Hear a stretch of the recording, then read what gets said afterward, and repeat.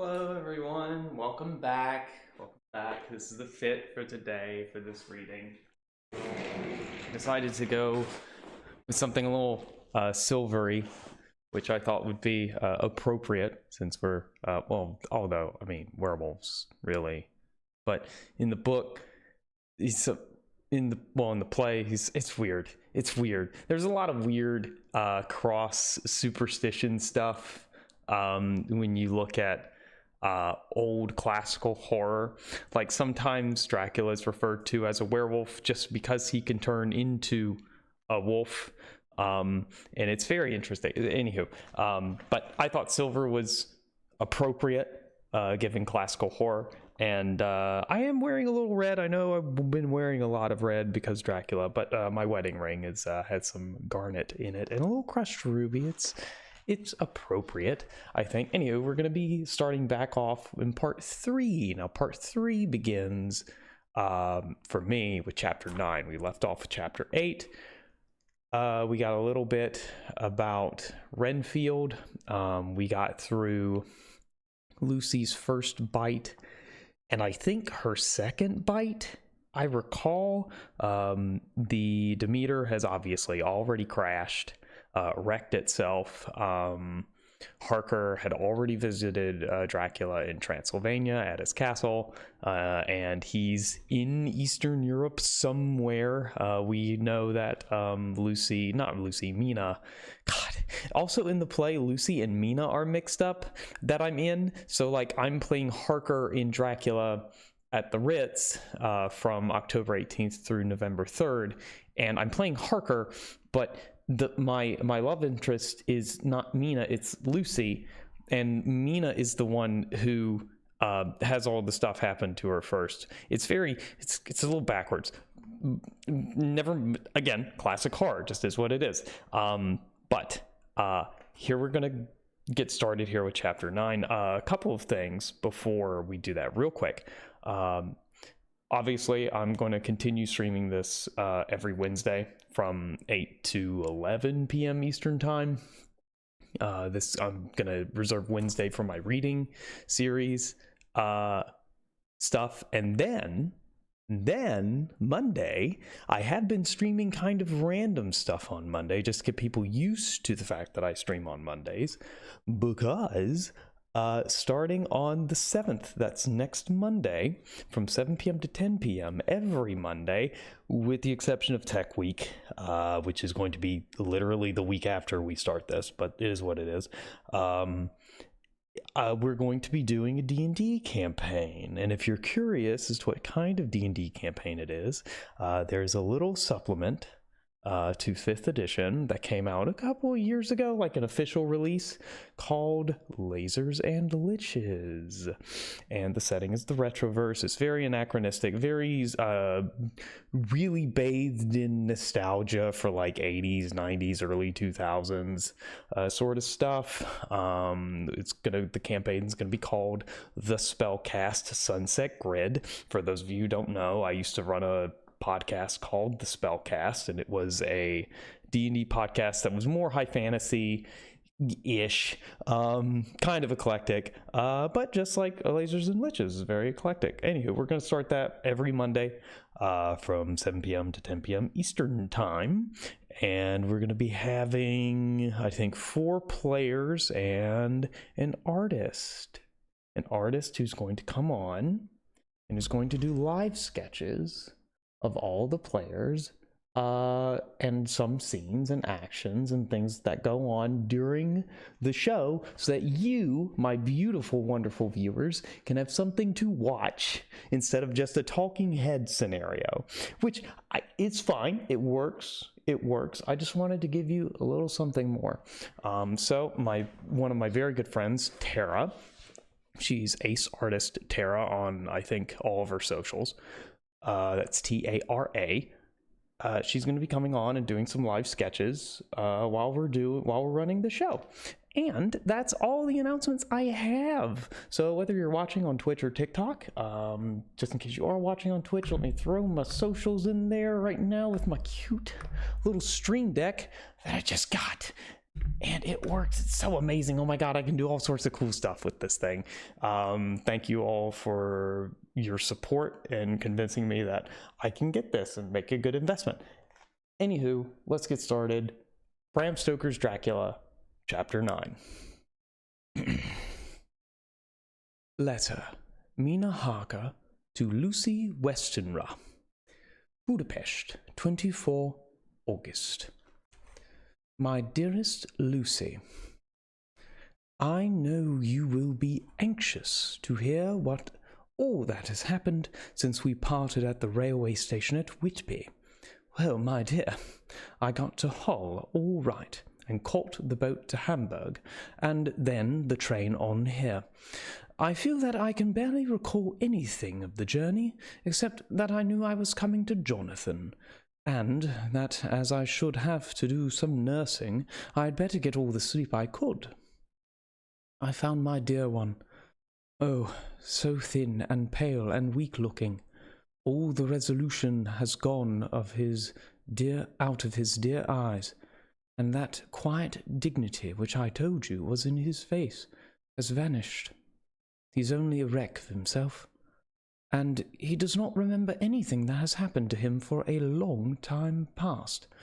At least he wants me to believe so, and I shall never ask. He has had some terrible shock, and I fear it might tax his poor brain if he were to try to recall it. Sister Agatha, who is a good creature and a born nurse, tells me that he raved of dreadful things whilst he was off his head. I wanted her to tell me what they were, but she would only cross herself and say she would never tell, that the ravings of the sick were the secrets of God, and that if a nurse through her vocation should hear them, she should respect her trust.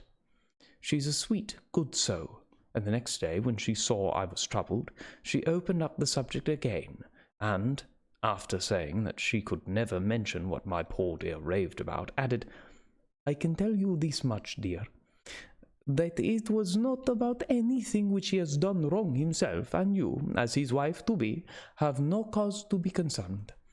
He has not forgotten you, or what he owes to you. His fear was of great and terrible things which no mortal can treat of.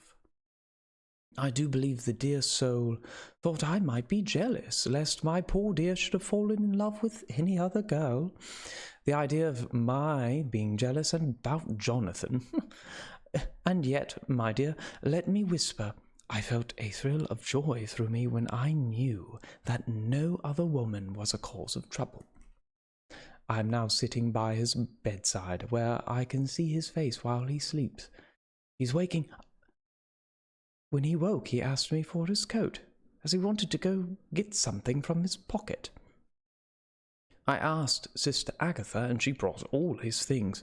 I saw that amongst them was his notebook, and was going to ask him to let me look at it, for I knew then that I might find some clue to his trouble, but I suppose he must have seen my wish in my eyes, for he sent me over to the window, saying he wanted to be quite alone for a moment.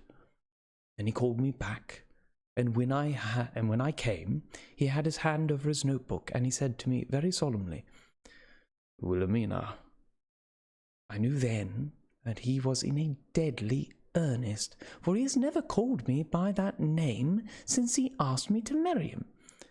You know, dear, my ideas of the trust between husband and wife, there should be no secret, no concealment.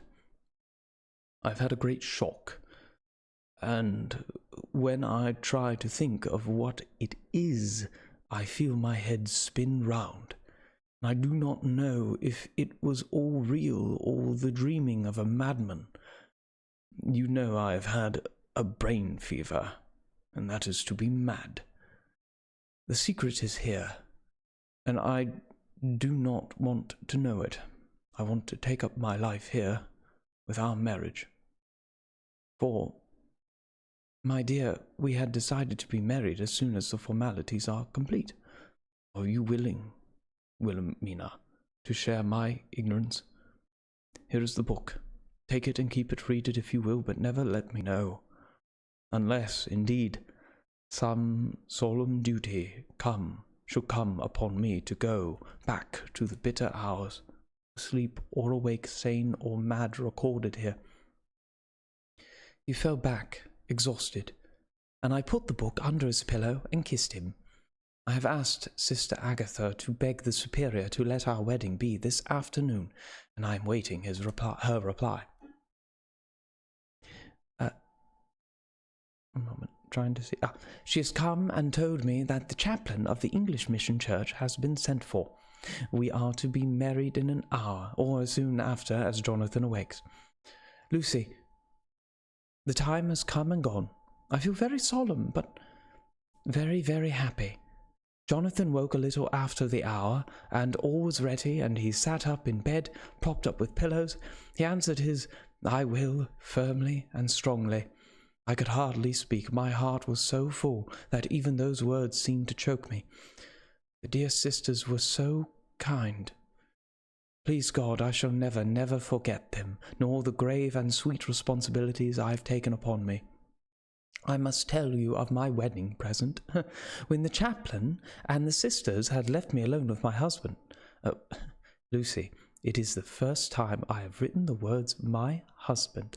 Left me alone with my husband. I took the book from under his pillow and wrapped it up in white paper and tied it with a little bit of pale blue ribbon which was round my neck and sealed it over the knot with sealing wax. And for my seal I used my wedding ring. Then I kissed it and showed it to my husband and told him that I would keep it so, and then it would be an outward and visible sign for us all our lives that we trusted each other, that I would never open it unless it were for his own dear sake or for the sake of some stern duty.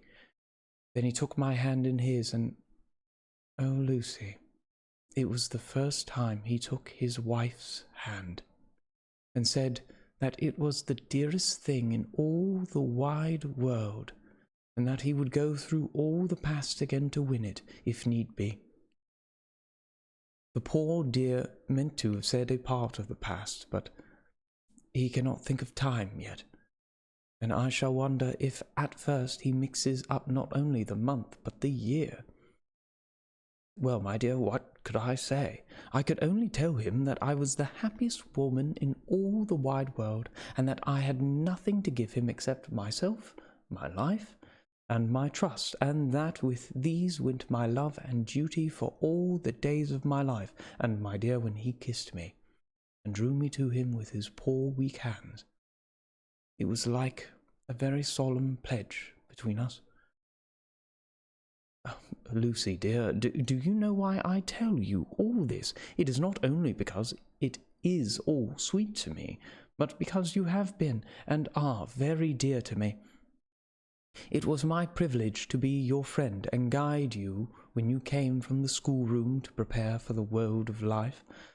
I want you to see now, and with the eyes of a very happy wife, whither duty has led me, so that in your own married life you too may be all happy as I am. My dear, please Almighty God, your life may be all it promises, a long day of sunshine with no harsh wind, no forgetting duty, no distrust. I must not wish you no pain, for that can never be, but I do hope you will be always as happy as I am now. Goodbye, my dear. I shall post this at once, and perhaps write you very soon again. I must stop, for Jonathan is waking. I must attend to my husband. Your ever-loving Mina Harker. Aw, how sweet. Letter. Lucy Westenra to Mina Harker, Whitby, 30th August. My dearest Mina, oceans of love and millions of kisses, and may you soon be in your own home with your husband. I wish you could be coming home soon enough to stay with us here. This strong air would soon restore Jonathan. It has quite restored me. I have an appetite like a cormorant, am full of life and sleep well. You will be glad to know that I have quite given up walking in my sleep. I think I have not stirred out of my bed for a week. That is when I once got into it at night. Arthur Mother says I am getting fat. By the way, I forgot to tell you that Arthur is here. We have such walks and drives and rides and rowing and tennis and fishing together, and I love him more than ever. He tells me that he loves me more, but I doubt that, for at first he told me that he couldn't love me more than he did then. But this is nonsense. There he is, calling to me. So no more just at present from your loving Lucy.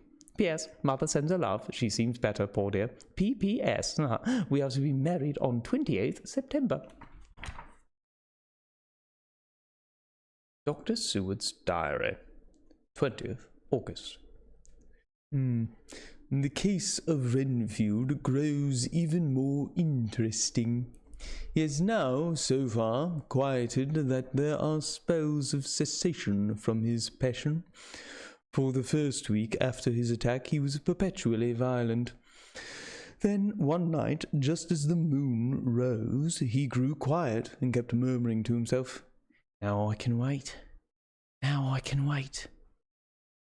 The attendant came to tell me, so I ran down at once to have a look at him. He was still in the strait waistcoat and in the padded room, but the suffused look had gone from his face, and his eyes had something of their old pleading, I might almost say cringing, softness. I was satisfied with his present condition, and directed him to be relieved. The attendants hesitated, but finally carried out my wishes without protest. It was a strange thing that the patient had humour enough to see their distrust, for, coming close to me, he said in a whisper, all the while looking furtively at them, "I think I could hurt you. Fancy me hurting you. The fools." It was soothing, somehow, to the feelings to find myself dissociated even in the mind of this poor madman from the others, but all the same I do not follow his thought. Am I to take it that I have anything in common with him, so that we are, as it were, so to stand together, or has he to gain from me some good so stupendous that my well-being is needful to him? I must find out later on. Tonight he will not speak. Even the offer of a kitten, or even a full-grown cat, will not tempt him. He will only say, "I don't take any stock in cats. I've more to think of now, and I can wait. I can wait." After a while I left him. The attendant tells me that he was quiet until just before dawn, and that then he began to get uneasy, and at length violent, until at last he fell into a paroxysm which exhausted him, so that he swooned into a sort of coma. 3 nights has the same thing happened. Violent all day, then quiet from moonrise to sunrise. I wish I could get some clue to the cause. It would almost seem as if there was some influence which came and went. Happy thought. We shall tonight play sane wits against mad ones. He escaped before without our help. Tonight he shall escape with it. Shall give him a chance, and have the men ready to follow in case they are required. 23 August. The unexpected always happens. How well Disraeli knew life. Our bird, when he found the cage open, would not fly, so all our subtle arrangements went for naught. At any rate, we have proved one thing, that the spells of quietness last a reasonable time. We shall in future be able to ease his bonds for a few hours each day. I have given orders to the night attendant merely to shut him in the padded room, when once he is quiet, unto an hour before sunrise. The poor soul's body will enjoy the relief, even if his mind cannot appreciate it. Hark! The unexpected again. I am called. The patient has once more escaped. Escaped. Later. Another night adventure. Renfield artfully waited until the attendant was entering the room to inspect. Then he dashed out, passed him, and flew down the passage. I sent word for the attendants to follow. Again he went into the grounds of the deserted house, and we found him in the same place, pressed against the old chapel door. When he saw me, he became furious, and had not the attendants seized him in time, he would have tried to kill me. As we were holding him, a strange thing happened. He suddenly redoubled his efforts, and then suddenly grew calm. I looked round instinctively, but could see nothing. Then I caught the patient's eye and followed it, but could trace nothing as it looked into the moonlit sky, except a big bat, which was flapping its silent and ghostly way to the west. Bats usually wheel and flit about, but this one seemed to go straight on, as if it knew where it was bound for, or had some intention of its own. The patient grew calmer every instant, and presently said, "Needn't tie me. I shall go quietly." Without trouble we came back to the house. I feel there is something ominous in his calm, and shall not forget this night. One moment while I silence something on my phone. There we are. Alrighty then. Lucy Westenra. Oh god, what was bad. Lucy Westenra's diary. Hillingham, 24th August. I must imitate Mina and keep writing things down. Then we can have long talks when we do meet. I wonder when it will be. I wish she were here with me again, for I feel so unhappy. Last night I seemed to be dreaming again, just as I was at Whitby. Perhaps it is the change of air, or getting home again. It is all dark and horrid to me, for I can remember nothing. But I am full of vague fear, and I feel so weak and worn out. When Arthur came to lunch, he looked quite grieved when he saw me, and I hadn't the spirit to try to be cheerful. I wonder if I could sleep in Mother's room tonight. I shall make an excuse and try. 25th August. Another bad night. Mother did not seem to take to my proposal. She seems not too well herself, and doubtless she fears to worry me. I tried to keep awake, and succeeded for a while, but when the clock struck 12, it waked me from a doze. So I must have been falling asleep. There was a sort of a scratching or flapping at the window, but I did not mind it, and as I remember no more, I suppose I must have fallen asleep. More bad dreams. I wish I could remember them. This morning I'm horribly weak. My face is ghastly pale, and my throat pains me. Must be something wrong with my lungs, for I don't seem to ever get air enough. I shall try to cheer up when Arthur comes, or else I know he will be miserable to see me so. Letter. Arthur Holmwood to Dr. Seward. Albemarle. What? Albemarle? Huh? Albemarle Hotel, 31st August. My dear Jack, I want you to do me a favour.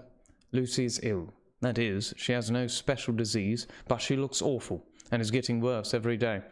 I've asked her if there is any cause. I do not dare to ask her mother, for to disturb the poor lady's mind about her daughter in her present state of health would be fatal. Miss Westenra has confided to me that her doom is spoken, disease of the heart, though poor Lucy does not know it yet. I am sure that there is something preying on my dear girl's mind. I am almost distracted when I think of her. To look at her gives me a pang. I told her I should ask you to see her, and though she demurred at first, very demure, very mindful, very demure, sorry. I told her I should ask you to see her, and though she demurred at first, I know why, old fellow, she finally consented. It will be a painful task for you, I know, old friend, but it is for her sake. I must not hesitate to ask, or you to act. You are to come to lunch at Hillingham tomorrow, 2 o'clock, so as not to arouse any suspicion in Miss Westenra. And after lunch, Lucy will take an opportunity of being alone with you. I shall come in for tea, and we can go away together. I am filled with anxiety, and want to consult with you alone as soon as I can can after you have seen her. Do not fail, Arthur. Telegram. Arthur Homewood to Seward, 1st of September. Am summoned to see my father, who is worse. Am writing. Write me fully by tonight's post to ring. Wire me, if necessary. Letter from Dr. Seward to Arthur Homewood, 2nd September. My dear old fellow, with regard to Miss Westenra's health, I hasten to let you know at once that in my opinion there is not any functional disturbance or any malady that I know of. At the same time, I am not by any means satisfied with her appearance. She is woefully different from what she was when I saw her last. Of course, you must bear in mind that I did not have full opportunity of examination such as I should wish. Our very friendship makes a little difficult which not even medical science or custom can bridge over. A little difficulty which not even medical science or custom can bridge over. I had better tell you exactly what happened, leaving you to draw, in a measure, your own conclusions. I shall then say what I've done and propose doing. I found Miss Westenra in seemingly gay spirits. Her mother was present, and in a few seconds I made up my mind that she was trying all she knew to mislead her mother and prevent her from being anxious. I've no doubt she guesses, if she does not know, what need of caution there is.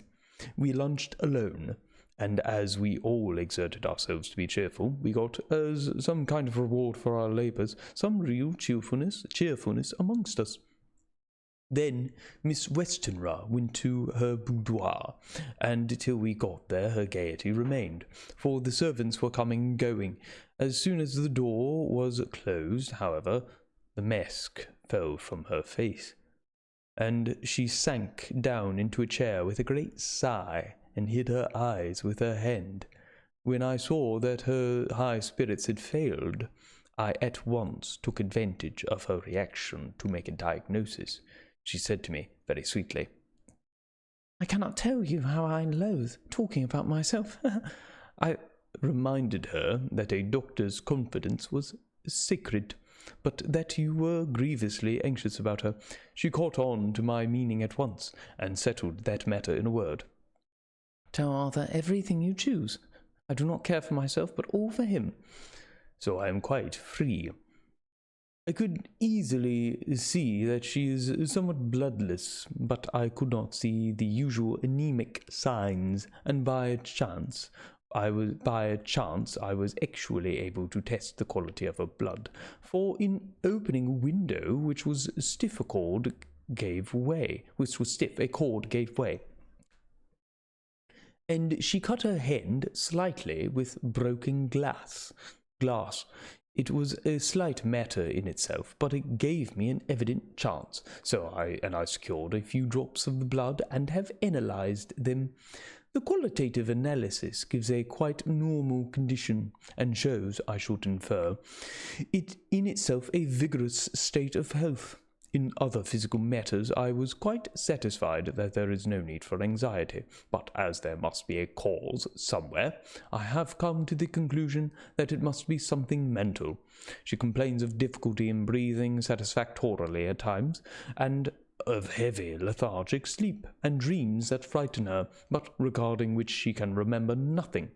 She says that as a child she used to walk in her sleep, and that when in Whitby the habit came back, and that once she walked out in the night and went to the East Cliff where Miss Murray found her. But she assures me that of late the habit has not returned. I am in doubt, and so have done the best thing I know of. I have written to my old friend and master, Professor Van Helsing, of Amsterdam, who knows as much about obscure diseases as anyone in the world. I've asked him to come over, and as you told me that all things were to be at your charge, I have mentioned to him who you are and your relations to Miss Westenra. This, my dear fellow, is only in obedience to your wishes, for I am only too proud and happy to do anything I can for her. Van Helsing would, I know, do anything for me for a personal reason. So, no matter on what ground he comes, we must accept his wishes. He's a seemingly arbitrary man, but this is because he knows what he is talking about better than anyone else. He is a philosopher and a metaphysician and one of the most advanced scientists of his day, and he has, I believe, an absolutely open mind. This, with an iron nerve, a temper of the icebrook, an indomitable resolution, self-command, and toleration exalted from virtues to blessings, and the kindliest and truest heart that beats. These form his equipment for the noble work that he is doing for mankind, work both in theory and practice, for his views are as wide as his all-embracing sympathy. I tell you these facts that you may know why I have such confidence in him. I have asked him to come at once. I shall see Miss Westenra tomorrow again. She is to meet me at the stores, so that I may not alarm her mother by too early a repetition of my call. You're always, John Seward. Letter Abraham Van Helsing, MD, DPH, DLit, etc., to Dr. Seward, 2nd September. My good friend, when I have received your letter, I am already coming to you. By good fortune, I can leave just at once, without wrong to any of those who have trusted me. Were fortune other, then it would be bad for those who have trusted. For I come to my friend when he called me to aid those he holds dear. Tell your friend that when that time you suck from my wound so swiftly the poison of the gangrene from that knife that our other friend, too nervous, let slip, you did more for him when he wants my aids, and you call for them than all his great fortune could do. But it is pleasure added to do for him, your friend. It is to you that I come. Have then rooms for me at the Great Eastern Hotel, so that I may be near to hand. And please so arrange that we may see the young lady not too late on tomorrow, for it is likely that I may have to return here that night. But if need be, I shall come again in 3 days, and no stay longer if it must. Till then, goodbye, my friend, John Van Helsing. God, I hope that Dutch dialect isn't too hard to understand or too bad. Either way, I'll get to it in a second. It's very close to German, at least some sort of exaggerated German, yeah. But it's not this and that, it's this and that, right? That's fair, yeah. This is fair, yeah. I think this is good. I think this is good, yeah. We'll go with this. This is fine. Letter, Dr. Seward to Honorary Arthur Homewood, 3rd September. My dear Art, Van Helsing has come and gone. He came on with me to Hillingham and found that by, now I'm gonna mix them both up, oh my god. By Lucy's discretion, her mother was lunching out, so that we were alone with her. Van Helsing made a very careful examination of the patient. He is to report to me, and I shall advise you, for, of course, I was not present all the time. He is, I fear, much concerned, but says he must think. When I told him of our friendship and how you trust to me in the matter, he said, you must tell him all you think. Tell him what I think. There we go. You must tell him all you think. Tell him what I think, if you can guess it, if you will. Nay, I am not jesting. This is no jest, but life and death, perhaps more. Oh God, how I gotta do that? German, yeah. This is life and death, perhaps more. There it is. You must tell him all you think. Tell him what I think, if you can guess it, if you will. Nay, I am not jesting. This is no jest, but life and death, perhaps more. Close enough. I asked what he meant by that, for he was very serious. This was when he had come back to town, and he was having a cup of tea before starting on his return to Amsterdam. He would not give me any further clue. You must not be angry with him, Art, because his very reticence means that all his brains are working for her good. He will speak plainly enough when the time comes, be sure. So I told him I would simply write an account of our visit, just as if I were doing a descriptive special article for the Daily Telegraph.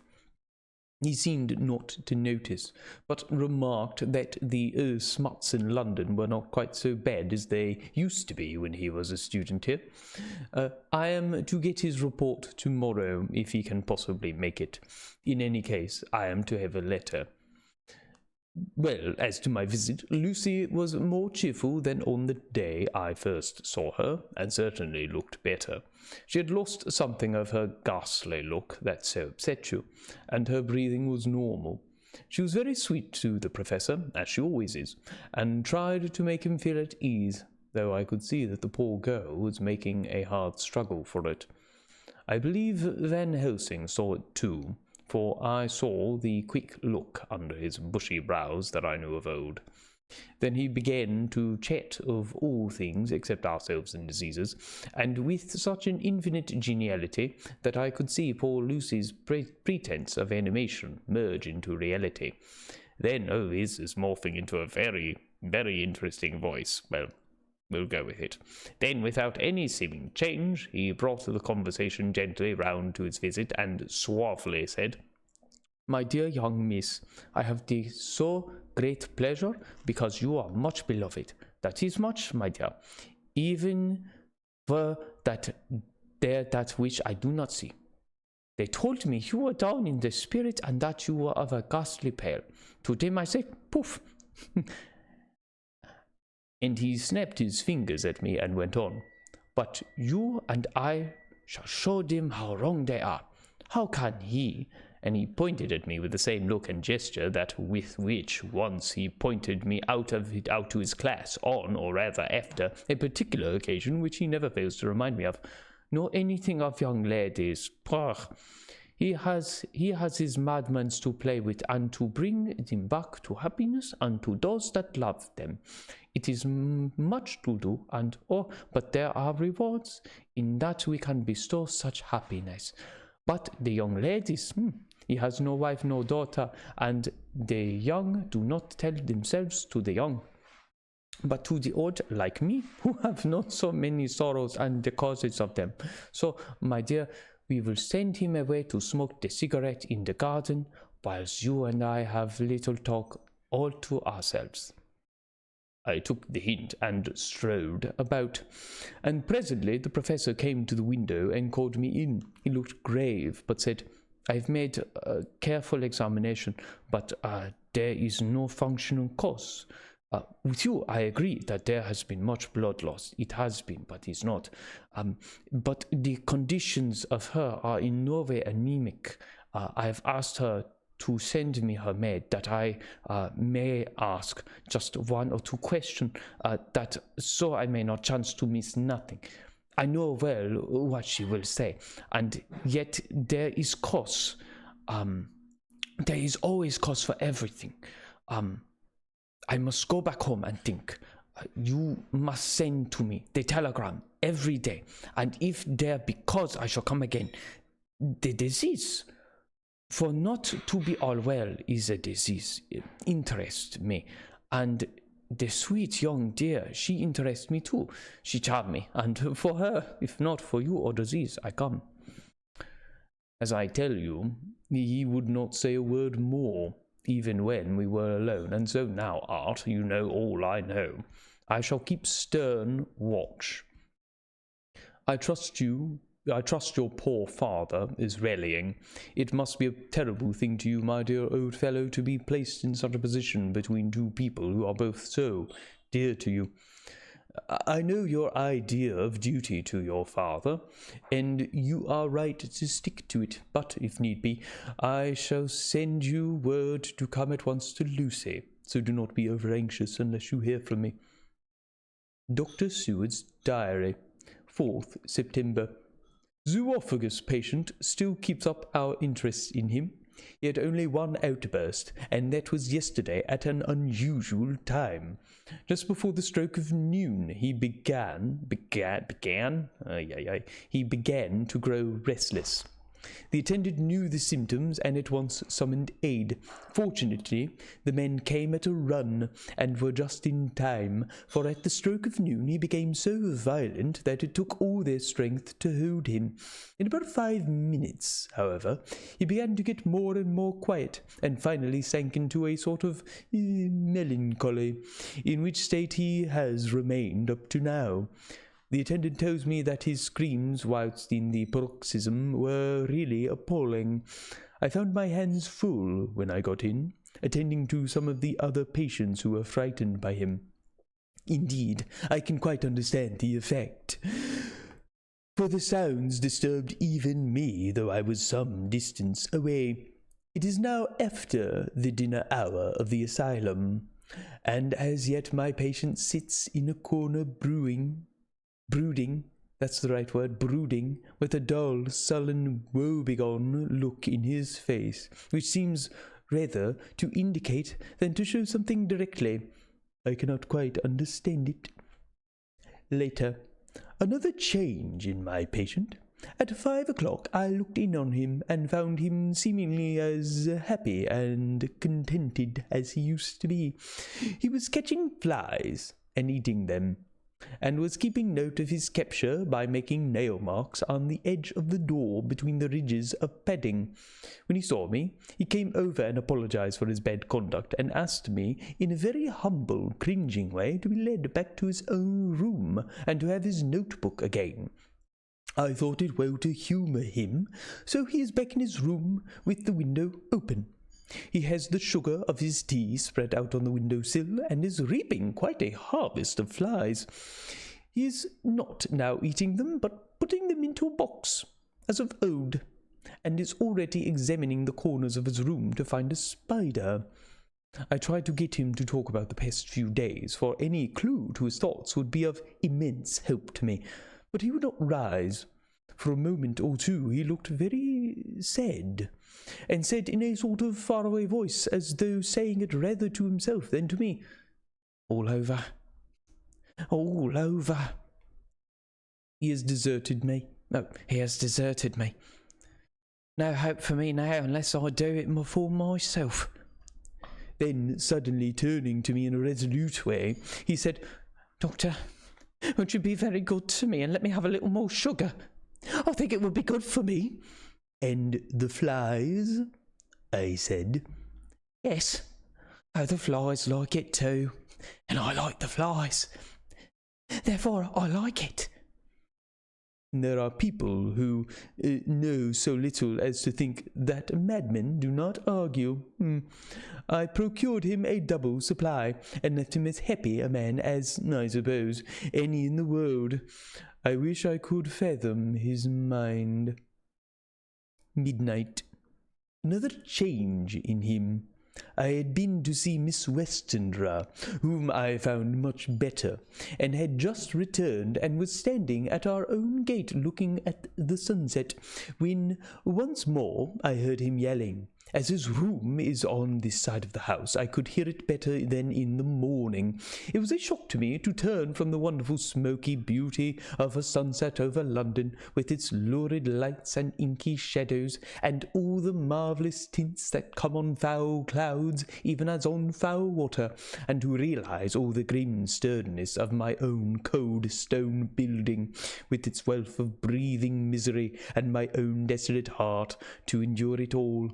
I reached him just as the sun was going down, and from his window saw the red disk sink. As it sank, he became less and less frenzied, and just as it dipped, he slid from the hands that held him, an inert mass on the floor. It is wonderful, however, what intellectual recuperative power lunatics have, for within a few minutes he stood up quite calmly and looked around him. I signalled to the attendants not to hold him, for I was anxious to see what he would do. He went straight over to the window and brushed out the crumbs of sugar. Then he took his fly box and emptied it outside and threw away the box. Then he shut the window and, crossing over, sat down on his bed. All this surprised me, so I asked him, "Are you not going to keep flies any more?" "No," said he.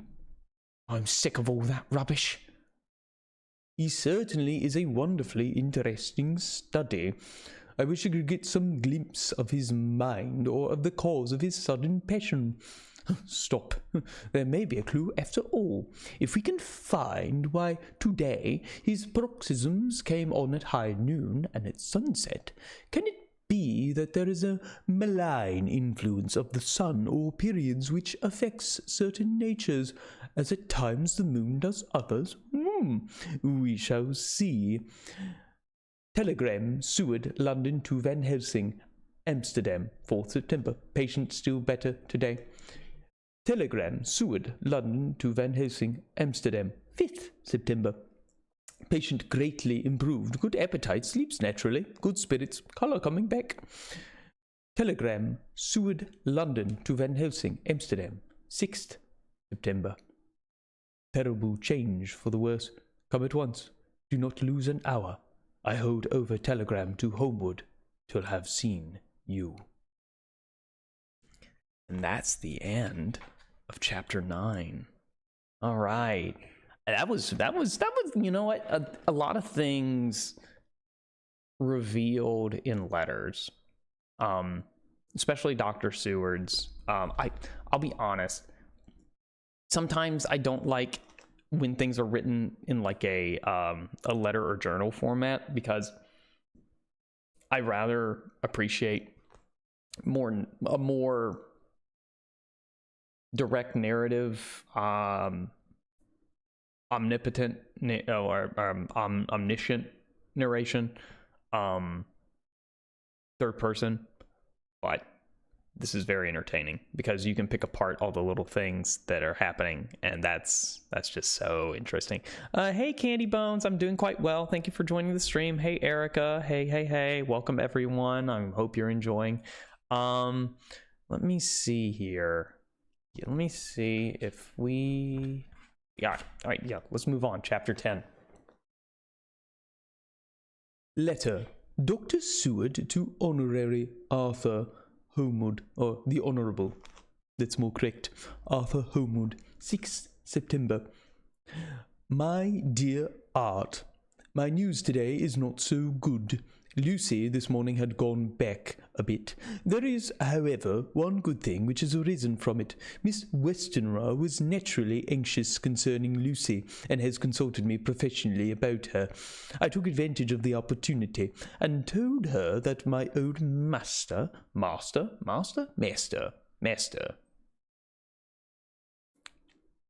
That's tough.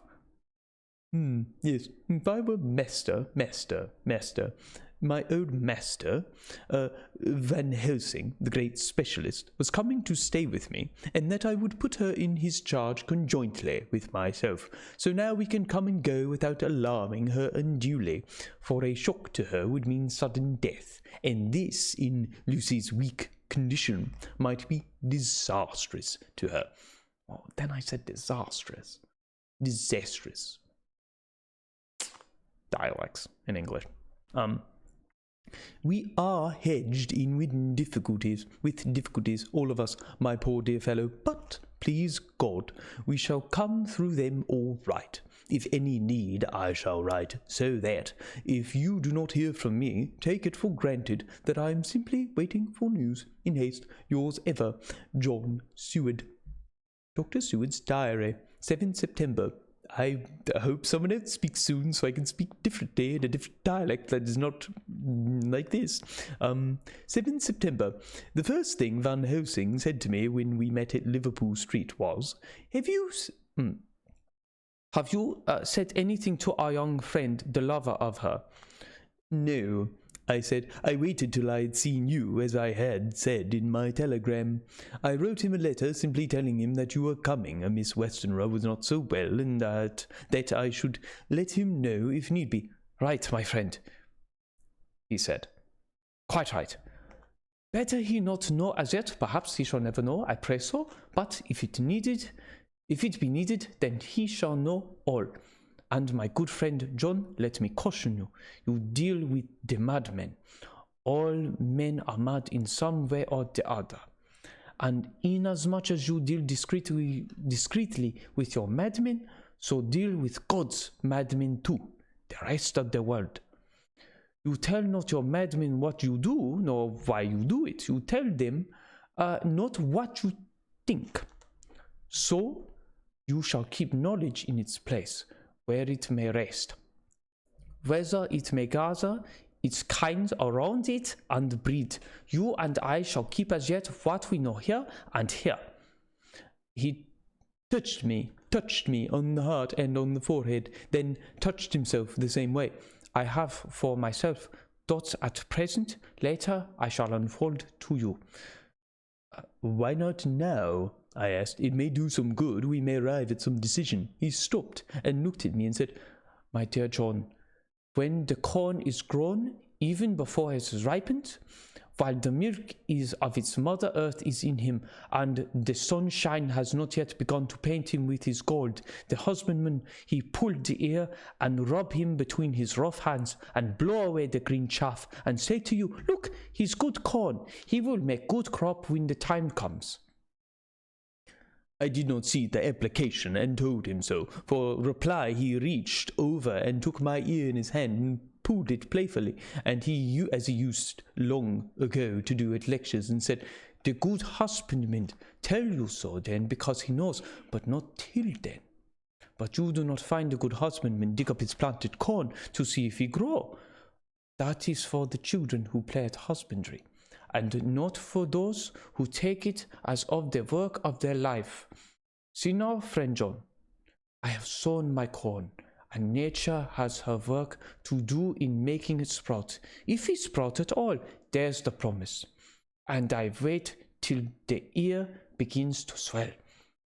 He broke off, for he evidently saw that I understood. Then he went on, and very gravely, You were always a careful student, and your casebook was, now I'm getting good Dutch, okay, there we are, and your casebook was ever more full than the rest.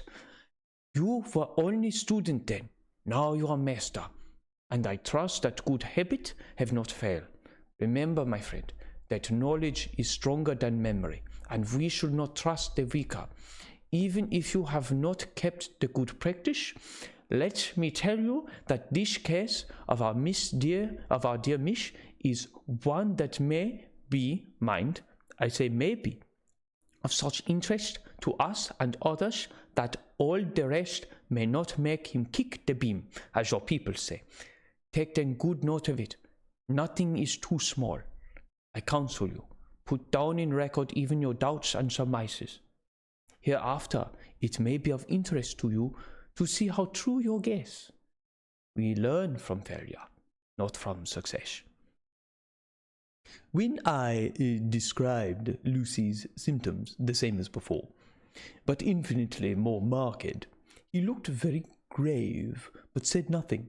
He took with him a bag in which were many instruments and drugs, the ghastly paraphernalia of our beneficial trade, as he once called them in one of his lectures, the equipment of a professor of the healing craft. Master craft, there it is. When we were shown in, Miss Westenra met us. She was alarmed, but not nearly so much as I expected to find her. Nature in one of her beneficent moods, Nature, in one of her beneficent moods, has ordained that even death has some antidote to its own terrors. Here, in a case where any shock may prove fatal, matters are so ordered that, from some cause or other, the things are not personal. Even the terrible change in her daughter, to whom she is so attached, do not seem to reach her. It is something like the way a Dame Nature gathers round a foreign body an envelope of some insensitive tissue, which can protect from evil that which it would otherwise harm by contact. If this be an ordered selfishness, when we should pause before we condemn any one for the vice of egoism, for there may be deeper roots for its causes than we have knowledge of. I have used my knowledge of this phase of spiritual pathology, and laid down a rule that she should not be present with Lucy, or think of her illness more than was absolutely required. She assented readily, so readily that I saw again the hand of nature fighting for life. Van Helsing and I were shown up to Lucy's room. If I was shocked when I saw her yesterday, I was horrified when I saw her today. She was ghastly, chalkily pale. The red seemed to have gone even from her lips and gums, and the bones of her face stood out prominently. Her breathing was painful to see or hear.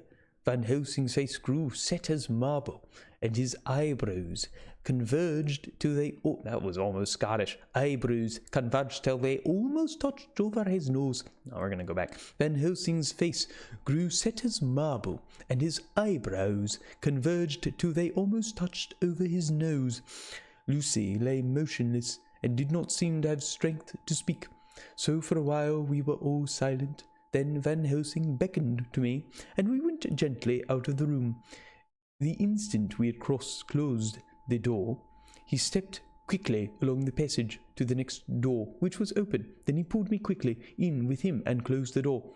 "My God," he said, "this is dreadful.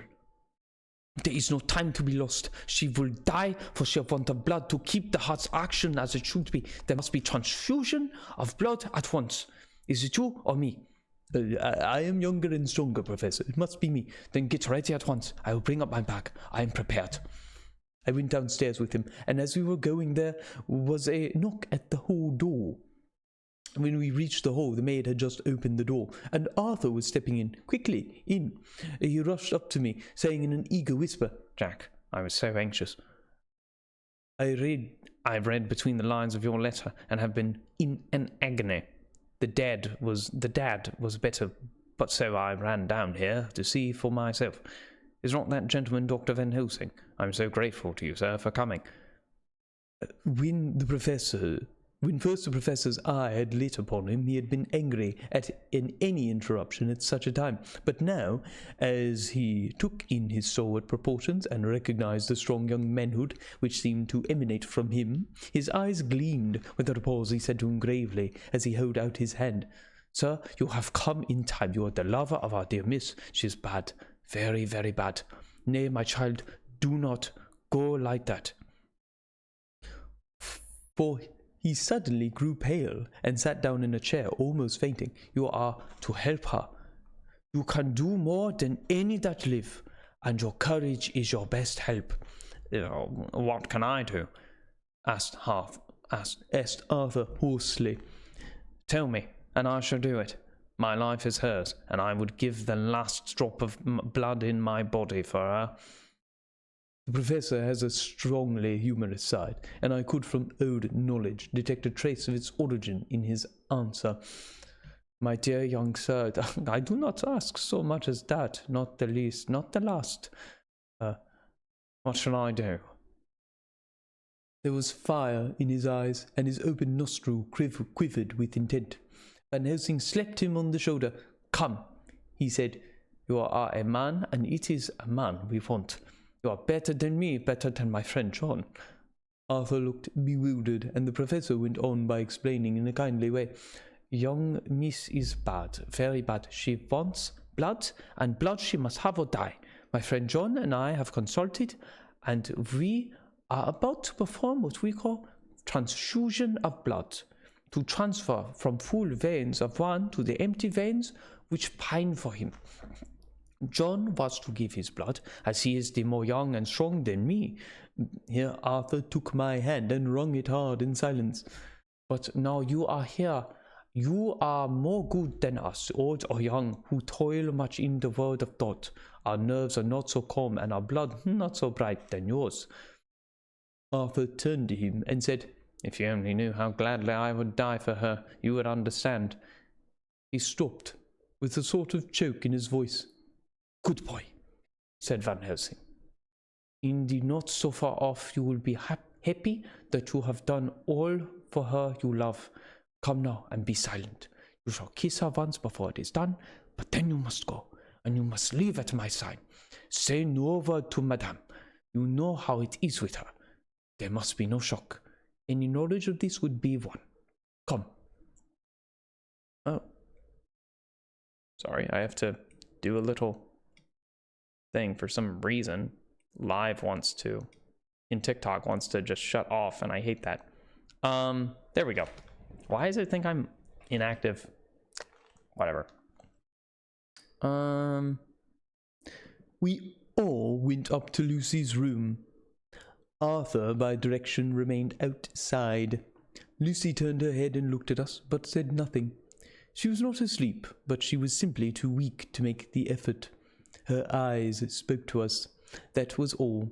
Van Helsing took some things from his bag and laid them on a little table out of sight. Then he mixed a narcotic, and coming over to the bed, said cheerily, Now, little miss, here we are. Now, little miss, here's your medicine. Drink it off like a good child. See, I lift you so that to swallow is easy. Yes. She had made the effort with success. It astonished me how long the drug took to act. This, in fact, marked the extent of her weakness. The time seemed endless until sleep began to flicker in her eyelids. At last, however,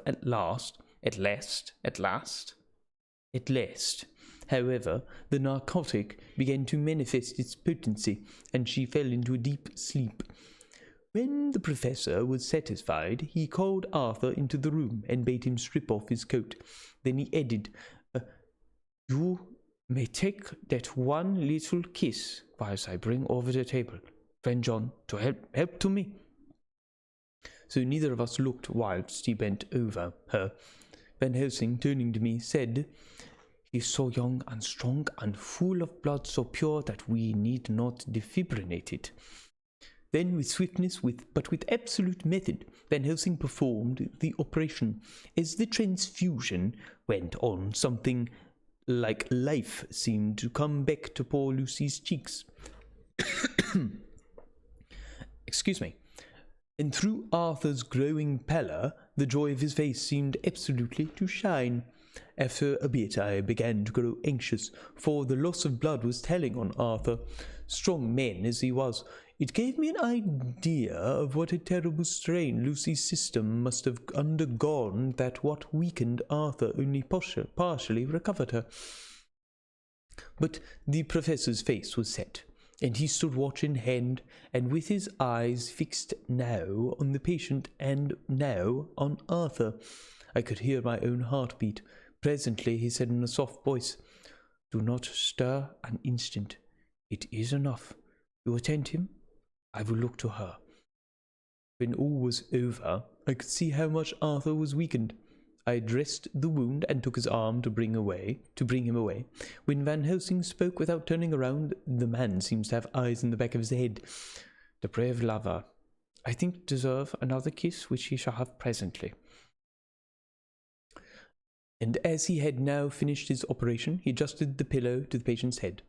As he did so, the narrow black velvet band, which she seems always to wear round her throat, buckled with an old diamond buckle which her lover had given her, was dragged a little up, and showed a red mark on her throat. Arthur did not notice it, but I could hear the deep hiss of indrawn breath, which is one of Van Helsing's ways of betraying emotion.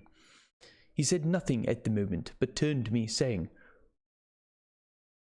Now take our brave young lover, give him of the port wine, and let him lie down a while. He must then go home and rest, sleep much and eat much, that he may be recruited of what he has so given to his love. He must not stay here. Hold a moment. I may take it, sir, that you are anxious of result. Then bring it with you that in all ways the operation is successful. You have saved her life this time, and you can go home and rest easy in mind that all that can be is. I shall tell her all when she is well. She shall love you none the less for what you have done. Goodbye. When Arthur had gone, I went back to the room. Lucy was sleeping gently, but her breathing was stronger. I could see the counterpane move as her breast heaved. By the bedside sat Van Helsing, looking at her intently, the velvet band again, covering the red mark. I asked the professor in a whisper, "What do you make of that mark on her throat?" "What do you make of it?" "I have not yet seen it yet," I answered, and then and there proceeded to loose the band. Just over the external jugular vein there were 2 punctures, not large, but not wholesome looking. There was no sign of disease, but the edges were white and worn looking, as if by some trituration. It at once occurred to me that this wound, or whatever it was, might be the means of that manifest loss of blood, but I abandoned the idea as soon as formed, for such a thing could not be. The whole bed would have been drenched to scarlet with the blood with which the girl must have lost to leave such a pallor as she had before the transfusion. "Well?" said Van Helsing. "Well," said I can make nothing of it." The professor stood up. "I must go back to Amsterdam tonight," he said. "There are books and things there which I want. You must remain here all the night, and you must not let your sight pass from her." "Shall I have a nurse?" I asked. "We are the best nurses, you and I. You keep watch all night. See that she is well fed, and that nothing disturbs her. You must not sleep all the night. Later on we can sleep, you and I. I shall be back so soon as possible, and then we may begin." "May begin?" I said. "What on earth do you mean?" "We shall see," he answered as he hurried out. He came back a moment later and put his head inside the door and said, with a warning finger held up, "Remember, she is your charge. If you leave her and harm befall, you shall not sleep easy hereafter." Dr. Seward's diary continued. Little pause for a little sippy sip. I'll be honest, I don't enjoy the Dr. Seward voice. And thankfully, I get a little break. I'm looking ahead. Sorry, I'm cheating. I know. Where are we? Oh, yeah. Here we are. 8th September. I sat up all night with Lucy. The opiate worked itself off towards dusk, and she walked naturally. She looked a different being from what she had been before the operation. Her spirits even were good, and she was full of a happy vivacity, but I could see evidences of the absolute prostration which she had undergone. When I told Miss Westenra that Dr. Van Helsing had directed that I should sit up with her, she almost pooh-poohed the idea. I'm sorry. What? I'm sorry. I'm gonna do that again. I was not expecting that.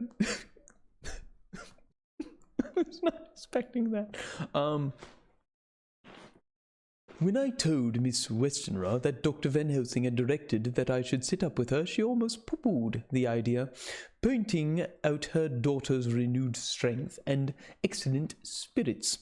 I was firm, however, and made preparations for my long vigil. excuse me. When her maid had prepared her for the night, I came in, having in the meantime had supper, and took a seat by the bedside. She did not in any way make objection, but looked at me gratefully whenever I caught her eye.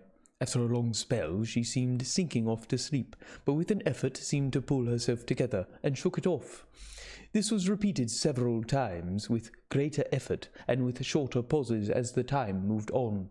It was apparent that she did not want to sleep, so I tackled the subject at once. "You do not want to go to sleep?" "No, I am afraid." "Afraid to go to sleep? Why so? It is the boon we all crave for." Not if you were like me. If sleep was to you a presage of horror." "A presage of horror? What on earth do you mean? I don't know. Oh, I don't know. And that is what is so terrible. All this weakness comes to me in sleep until I dread the very thought." "But, my dear girl, you may sleep tonight. I am here watching you, and I can promise that nothing will happen." "Ah, I can trust you." I seized the opportunity and said, "I promise you that if I see any evidence of bad dreams, I will wake you at once." "You will? Oh, will you really? How good you are to me. And I will sleep." And almost at the word she gave a deep sigh of relief and sank back asleep. All night long I watched her. She never stirred, but slept on and on in a deep, tranquil, life-giving, health-giving sleep. Her lips were slightly parted, and her breast rose and fell with the regularity of a pendulum. There was a smile on her face, and it was evident that no bad dreams had come to disturb her peace of mind. In the early morning her maid came, and I left her in her care, and took myself back home, for I was anxious about many things. I sent a short wire to Van Helsing and to Arthur, telling them of the excellent result of the operation. My own work, with its manifold arrears, took me all day to clear off. It was dark when I was able to inquire about my zoophagus patient. The report was good. He had been quite quiet for the past day and night. A telegram came from Van Helsing to Amsterdam, whilst I was at dinner, suggesting that I should be at Hillingham tonight, as it might be well to be at hand, and stating that he was leaving by the night mail, and would join me early in the morning, 8th September. I was pretty tired and worn out when I got to Hillingham. For 2 nights I had hardly a wink of sleep, and my brain was beginning to feel that numbness which marks cerebral exhaustion. Lucy was up and in cheerful spirits. When she shook hands with me, she looked sharply in my face and said, "No sitting up tonight for you. You are worn out." "I'm quite well again, indeed I am. And if there is to be any sitting up, it is I who sit up with you." I would not argue the point, but went and had my supper. Lucy came with me, and, enlivened by her charming presence, I made an excellent meal, and had a couple of glasses of the more than excellent port. Then Lucy took me upstairs, and showed me a room next to her own, where a cosy fire was burning. "Now," she said, "you must stay here. I shall leave this door open, and my door too. You can lie on the sofa, for I know that nothing would induce any of you doctors to go to bed whilst there is a patient above the horizon. If I want anything, I shall call out, and you can come to me at once." I could not but acquiesce, for I was dog-tired, and could not have sat up had I tried. So, on her renewing her promise to call me if she would want anything, I lay on the sofa, and forgot all about everything. Lucy Westenra's Diary, 9th September. I feel so happy tonight. I have been so miserably weak that to be able to think and move about is like feeling sunshine after a long spell of east wind out of a steel sky. Somehow Arthur feels very, very close to me. I seem to feel his presence warm about me. I suppose it is that sickness and weakness are selfish things, and turn our inner eyes and sympathize on ourselves. Whilst health and strength give love reign, and in thought and feeling he can wander where he wills. I know where my thoughts are. If Arthur only knew. My dear, your ears must tingle as you sleep, as mine do waking. Oh, the blissful rest of last night, how I slept, with that dear, good Dr. Seward watching me, and tonight I shall not fear to sleep, since he is close at hand and within call. Thank everybody for being so good to me. Thank God. Good night, Arthur. Dr. Seward's Diary, 10th September. I was conscious of the Professor's hand on my head, and started to wake all in a second. That is one of the things that we learn in an asylum at any rate. And how is our patient? Well, when I left her, or rather when she left me, I answered. Come, let us see, he said, and together we went into the room. The blind was down, and I went over the raise gently, whilst Van Helsing stepped with his soft, cat-like tread over to the bed. As I raised the blind, and the morning sunlight flooded the room, I heard the Professor's low hiss of inspiration. And knowing its rarity, a deadly fear shot through my heart.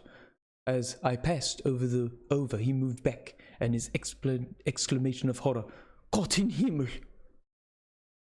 Needed no enforcement from his agonized face. He raised his hand and pointed to the bed, and his iron face was drawn and ashen white. I felt my knees begin to tremble. There on the bed, seemingly in a swoon, lay poor Lucy, more horribly white and wan-looking than ever. Even the lips were white, and the gums seemed to have shrunken back from the teeth, as we sometimes see in a corpse after a prolonged illness. Van Helsing raised his foot to stamp in anger, but the instinct of his life and all the long years of habit stood to him, and he put it down gently. Quick, he said, bring the brandy. I flew to the dining room and returned with the decanter. He wetted the poor white lips with it, and together we rubbed palm and wrist and heart. He felt her heart, and after a few moments of agonizing suspense said, It is not too late. It beats, though but feebly. All our work is undone. We must begin again. There is no young Arthur here now. I have to call on you yourself this time, friend John. As he spoke, he was dipping into his bag and producing the instruments for transfusion. I had taken off my coat and rolled up my shirt sleeves. There was no possibility of an opiate just at present, and no need of one. And so, without a moment's delay, we began the operation. After a time, it did not seem a short time either, for the draining away of one's blood, no matter how willingly it be given, is a terrible feeling. Van Helsing held up a warning finger. Do not stir, he said, but I fear that with growing strength she may wake, and that would make danger, oh, so much danger. But I shall precaution take. I shall give hypodermic injection of morphia. He proceeded then, swiftly and deftly, to carry out his intent. The effect on Lucy was not bad, for the faint seemed to merge subtly into the narcotic sleep. It was with a feeling of personal pride that I could see a faint tinge of colour steal back into the pallid cheeks and lips. No man knows till he experiences it what it is to feel his own lifeblood drawn away into the veins of the woman he loves. The Professor watched me critically. That will do, he said. Already, I remonstrated. You took a great deal more from art. To which he smiled, and a sad sort of smile as he replied, He is her lover, her fiancé. You have much work to do for her and for others, and the present will suffice.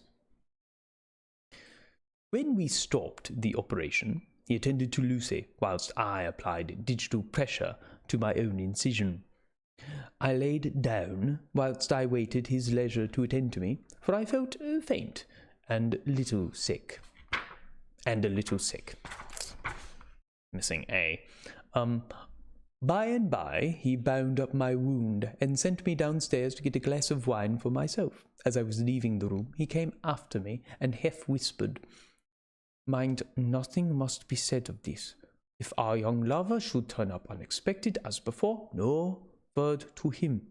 It would at once frighten him and enjealous him too. There must be none. So, when I came back, he looked at me carefully and said, 'You are not much diverse. Go into the room and lie on your sofa and rest a while. Then have much breakfast and come here to me.' I followed out his orders, for I knew how right and wise they were. I'd done my part, and now my next duty was to keep up my strength. I felt very weak, and in the weakness lost something of the amazement at what had occurred. I fell asleep on the sofa, however, wondering over and over again how Lucy had made such a retrograde movement, and how she could have been drained of so much blood, with no sign anywhere to show for it. I think I must have continued my wonder in my dreams, for, sleeping and waking, my thoughts always came back to the little punctures in her throat, and the ragged, exhausted appearance of their edges, tiny though they were. Lucy slept well into the day, and when she woke she was fairly well and strong, though not nearly so much so as the day before. When Van Helsing had seen her, he went out for a walk, leaving me in charge, with strict injunctions that I was not to leave her for a moment. I could hear his voice in the hall, asking the way to the nearest telegraph office. Lucy chatted with me freely, and seemed quite unconscious that anything had happened. I tried to keep her amused and interested. When her mother came up to see her, she did not seem to notice any change whatever, but said to me gratefully, "We owe you so much, Dr. Seward, for all you have done, but you really must now take care not to overwork yourself. You are looking pale yourself. You want a wife to nurse and look after you a bit, that you do." As she spoke, Lucy turned crimson, though it was only momentarily, for her poor wasted veins could not stand for long such an unwanted drain to the head. The reaction came in excessive pallor as she turned imploring eyes to me. I smiled and nodded, and laid my finger on my lips. With a sigh, she sank back amid her pillows. Van Helsing returned in a couple of hours, and presently said to me, Now you go home, and eat much and drink enough. Make yourself strong. I stay here tonight, and I shall sit up with little miss myself. You and I must watch the case, and we must have nothing other to know. I have grave reasons. No, do not ask them. Think what you will. Do not fear to think even the most not probable. Good night. In the hall, two of the maids came to me and asked if they or either of them might not sit up with Miss Lucy.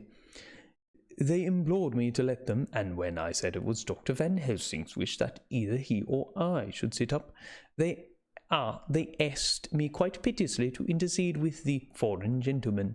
I was much touched by their kindness. Perhaps it is because I am weak at present, and perhaps because it was on Lucy's account that their devotion was manifested, for over and over again have I seen similar instances of woman's kindness.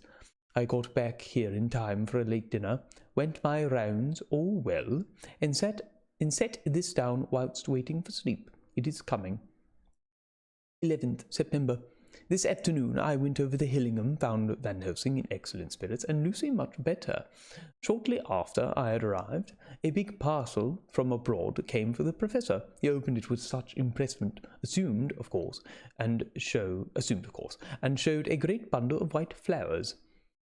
"These are for you, Miss Lucy?" he said. "For me? Oh, Dr. Van Helsing." "Yes, my dear, but not for you to play with. These are medicines." Here Lucy made a wry face. Nay, but they are not to take in a decoration or in nauseous form, so you need not snub that so charming nose, or I shall point out to my friend Arthur what woes he may have to endure in seeing so much beauty that he so loves so much distort. Aha, my pretty miss, that bring the so nice nose all straight again.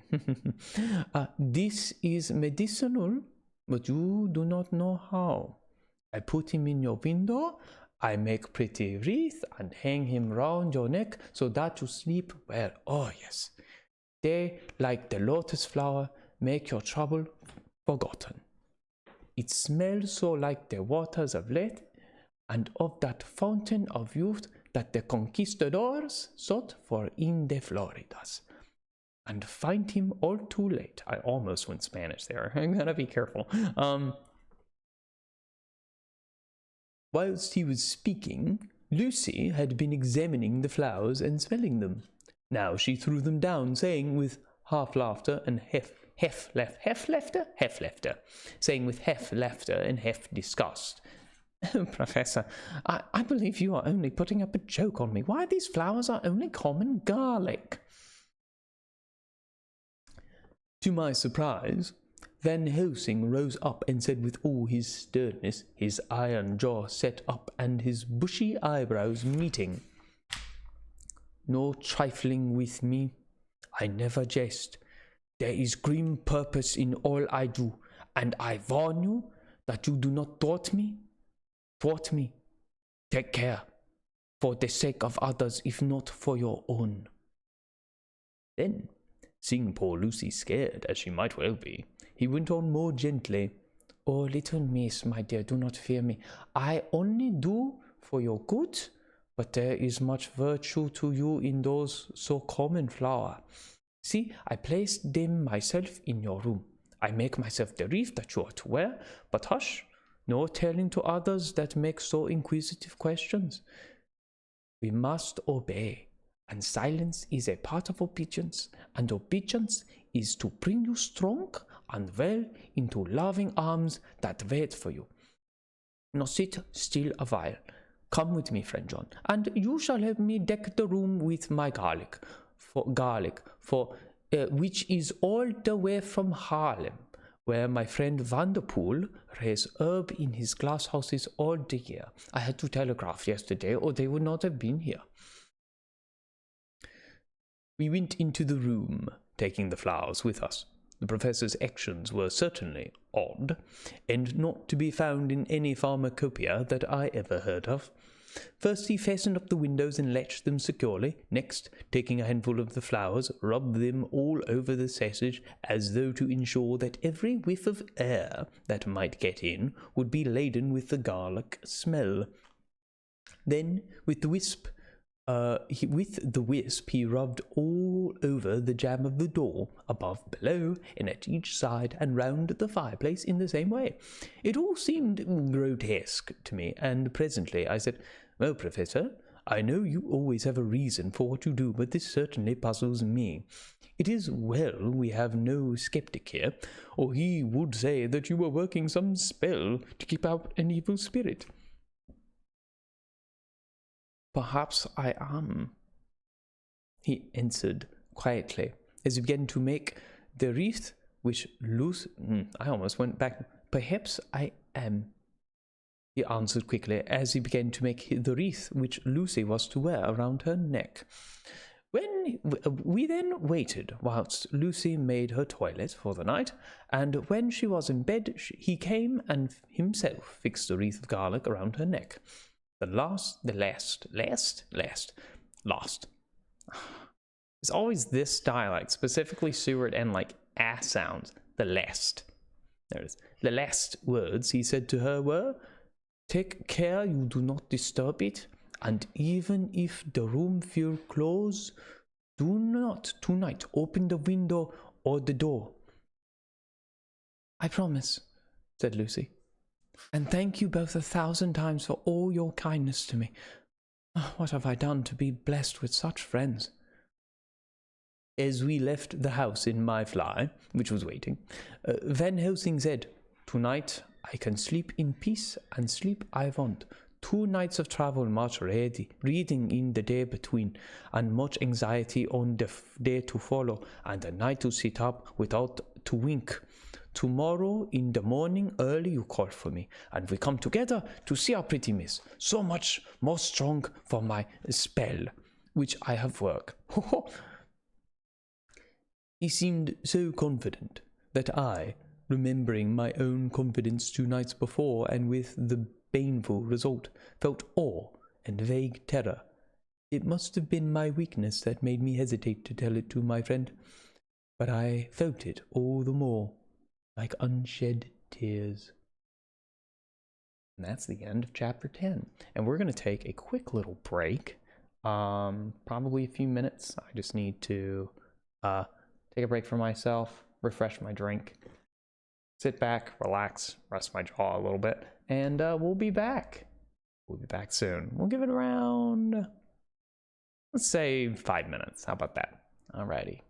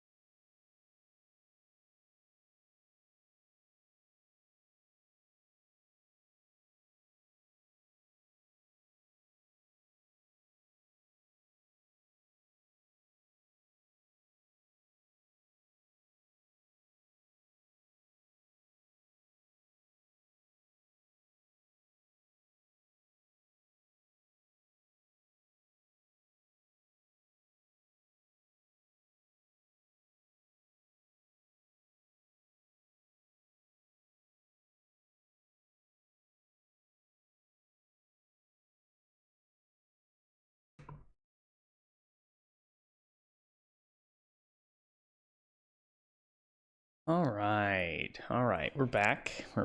So, just had to get some water. Very important, you know. This glass, usually I get a nice lager in it. It's from the bicentennial of the Legend of Sleepy Hollow, when we went to visit the town in 2019, because they were celebrating the bicentennial, and that was one of the last trips we went on before the pandemic. Well, that and we did vampire adjacent, right? So we did a little trip up to Greenwood, New York, because there's Greenwood Lake, right? Greenwood Lake, there, that's right. The New York side of Greenwood Lake, and we rented a house right on the lake for like a weekend, and we sat there and we played a small D&D one shot set in I say a small, it was actually pretty extensive. We played the whole weekend, set in Ravenloft, which for those of you who are D&D fans, you all know Ravenloft as being the domain of Strahd, right? Strahd von Zarovich, the D&D version of Dracula, if you will, or the head D&D vampire, I guess, in a way. It's very good. I actually have where is it? Oh, and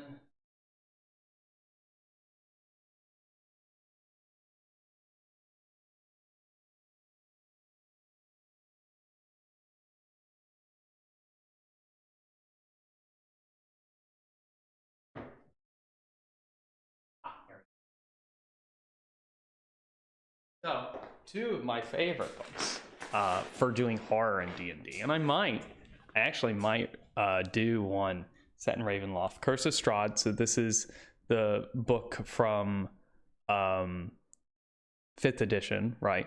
I guess we're now on like 5.5e or whatever. It'll still work. And then, because Curse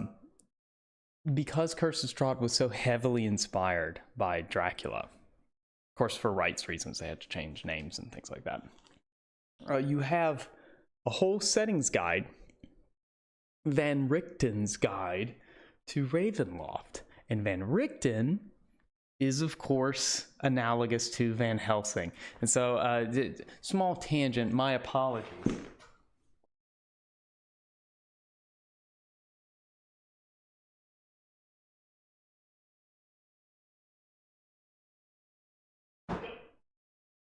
But that brings me back to segue into the fact that Monday, we're starting Monday evening. I'm going to make you hear it again. I'm going to make you hear it again at the end of this. It's going to be the first session of the Spellcast Sunset Grid campaign that we're going to be streaming live here on Twitch and TikTok, right? Yes, it's going to come back to TikTok. I actually found a nice way to arrange it so that the art and everything can be up front and center, and that we can all be down there and we can watch and have a good time.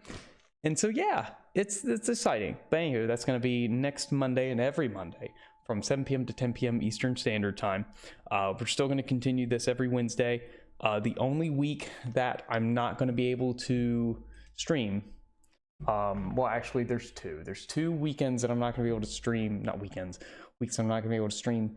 This is going to be the 16th and the 30th, because the 30th, we have a, very special Halloween performance, or Halloween Eve performance of Dracula. So that's going to be there. But seeing as it's the 31st, I don't know what I might do. I might come back and stream this. We'll see how far we get. How about that?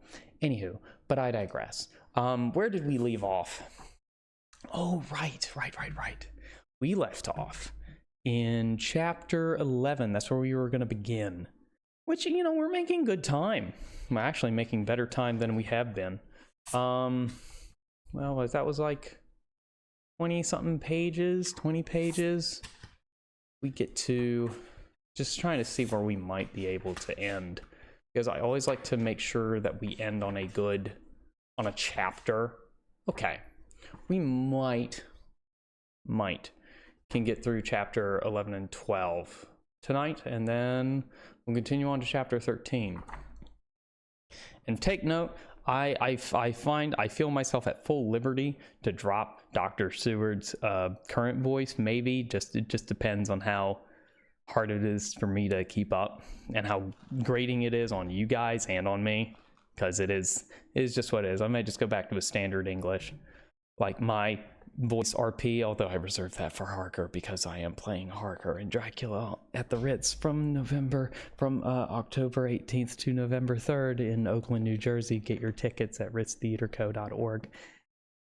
Shameless plug. Anywho, chapter 11. Chapter 11. Lucy Westenra's Diary. 12th September. How good they all are to me. I quite love that dear Dr. Van Helsing. I wonder why he was so anxious about these flowers. He positively frightened me. He was so... Yes, and yet he must have been right, for I feel comfort from them already.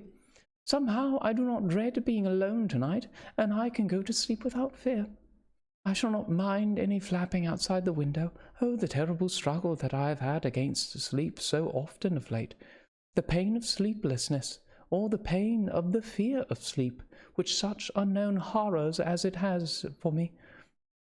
How blessed are some people whose lives have no fears, no dreads, to whom sleep is a blessing that comes nightly, and brings nothing but sweet dreams. Well, here I am tonight, hoping for sleep, and lying like Ophelia in the play, with virgin krantz and maiden screwments. I never liked garlic before, but tonight it is dreadful. There is a peace in its smell, or spell, depending if you're Van Helsing. I feel sleep coming already. Good night, everybody. Dr. Seward's Diary. I might put him lower, and that might be better. Indeed, I think it will. 13th September. Called at the Berkeley and found Van Helsing, as usual, up to time.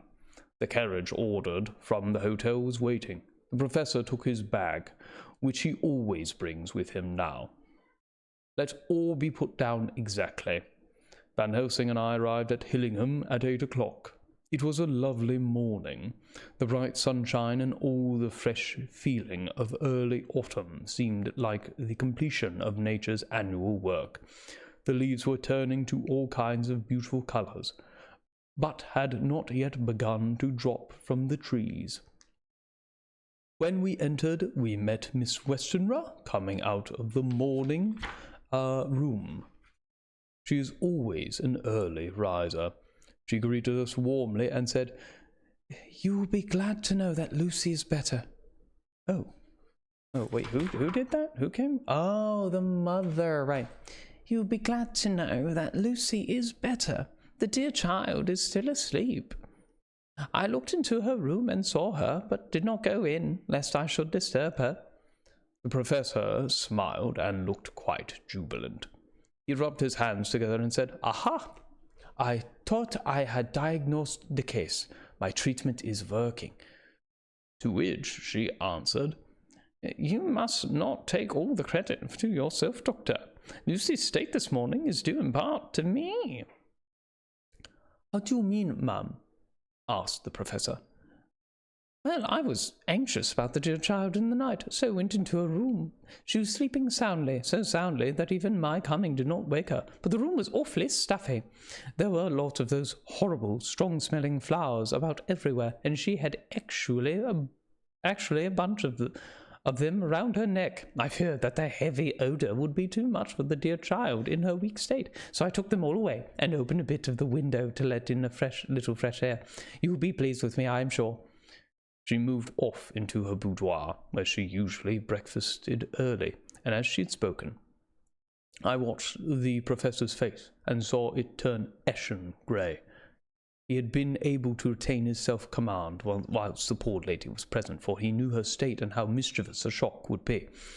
He actually smiled on her as he held open the door for her to pass into her room, but the instant she had disappeared, he pulled me, suddenly and forcibly, into the dining room and closed the door.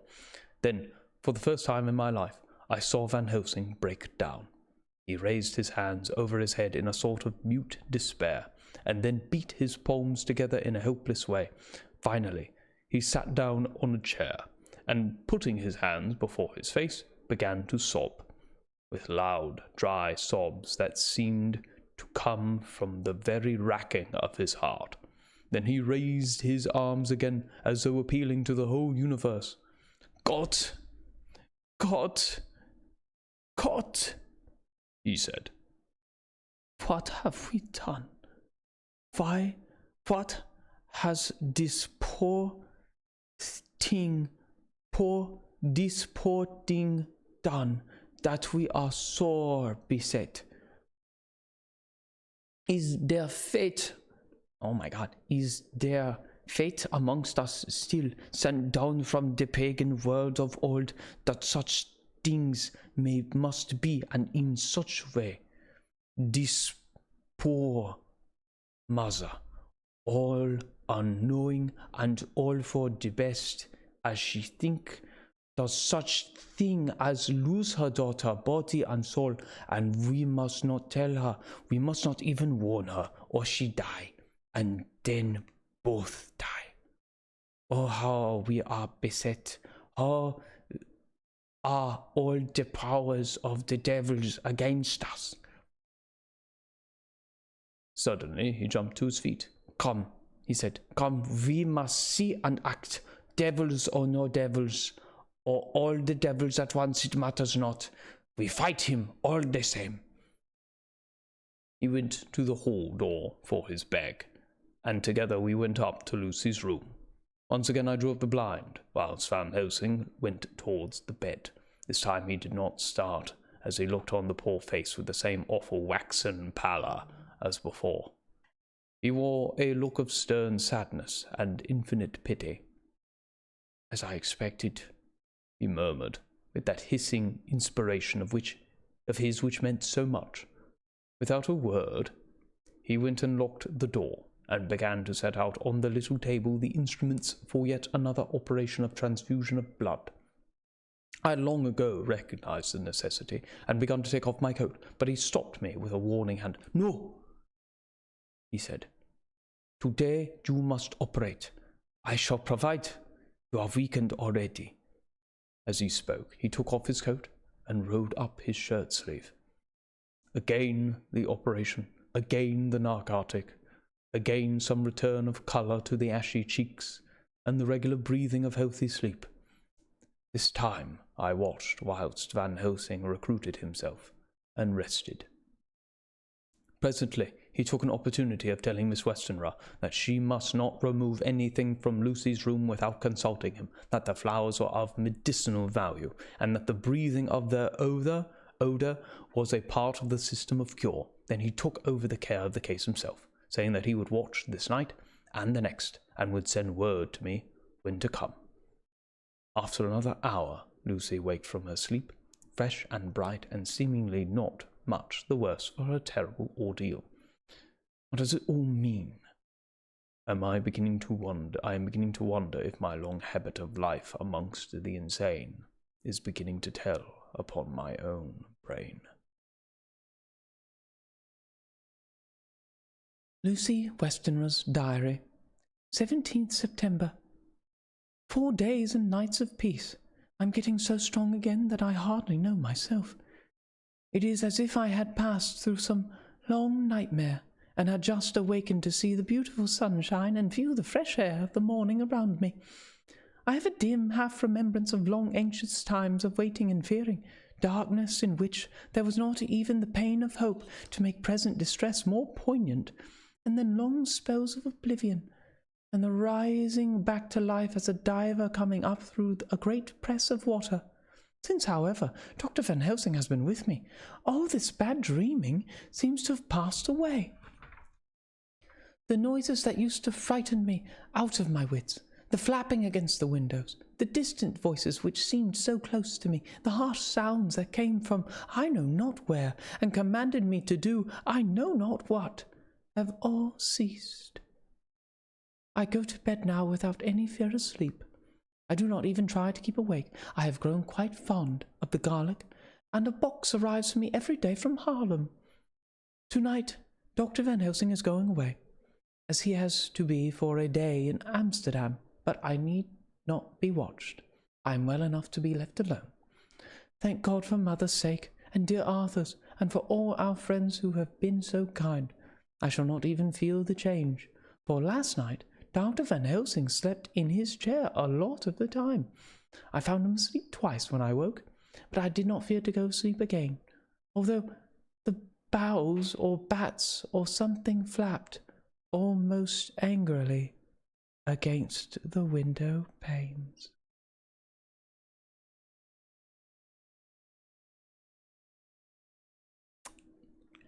That's not good. I can tell you that's not good. The Pall Mall Gazette, 18th September. The Escaped Wolf. Perilous adventure of our interviewer. Interview with the keeper in the Zoological Gardens. After many inquiries and almost as many refusals, and perpetually using the words Pall Mall Gazette as a sort of talisman, sorry, I just thought of, this is my talisman. It protects me from the horsemen. If you've never seen Sleepy Hollow, you need to. With oh my God, how did I forget his name?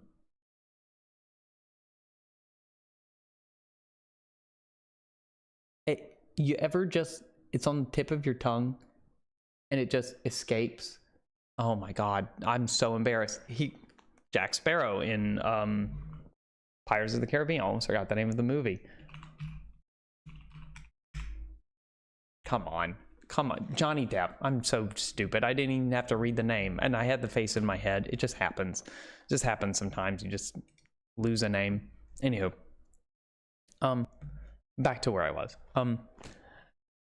After many inquiries and almost as many refusals, and perpetually using the words Pall Mall Gazette as a sort of talisman, I managed to find the keeper of the section of the Zoological Gardens in which the wolf department is included.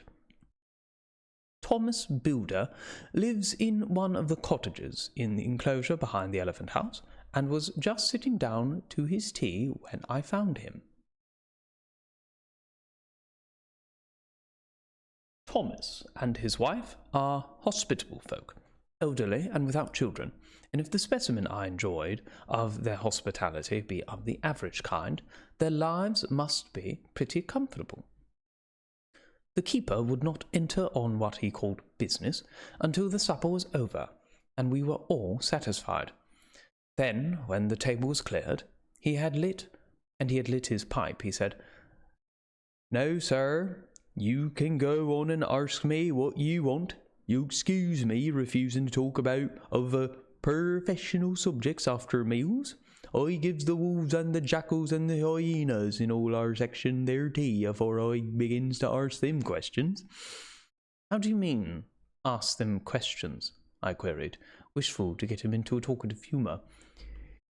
"Hitting of them over the head with a pole is one way, scratching of their hairs is another. When gents as is flush wants a bit of show off for to their gals, I don't so much mind the first, the hitting with the pole afore I chucks in their dinner, but I waits till they've had their cherry and coffee, so to speak, afore I tries on with the ear scratching, mind you."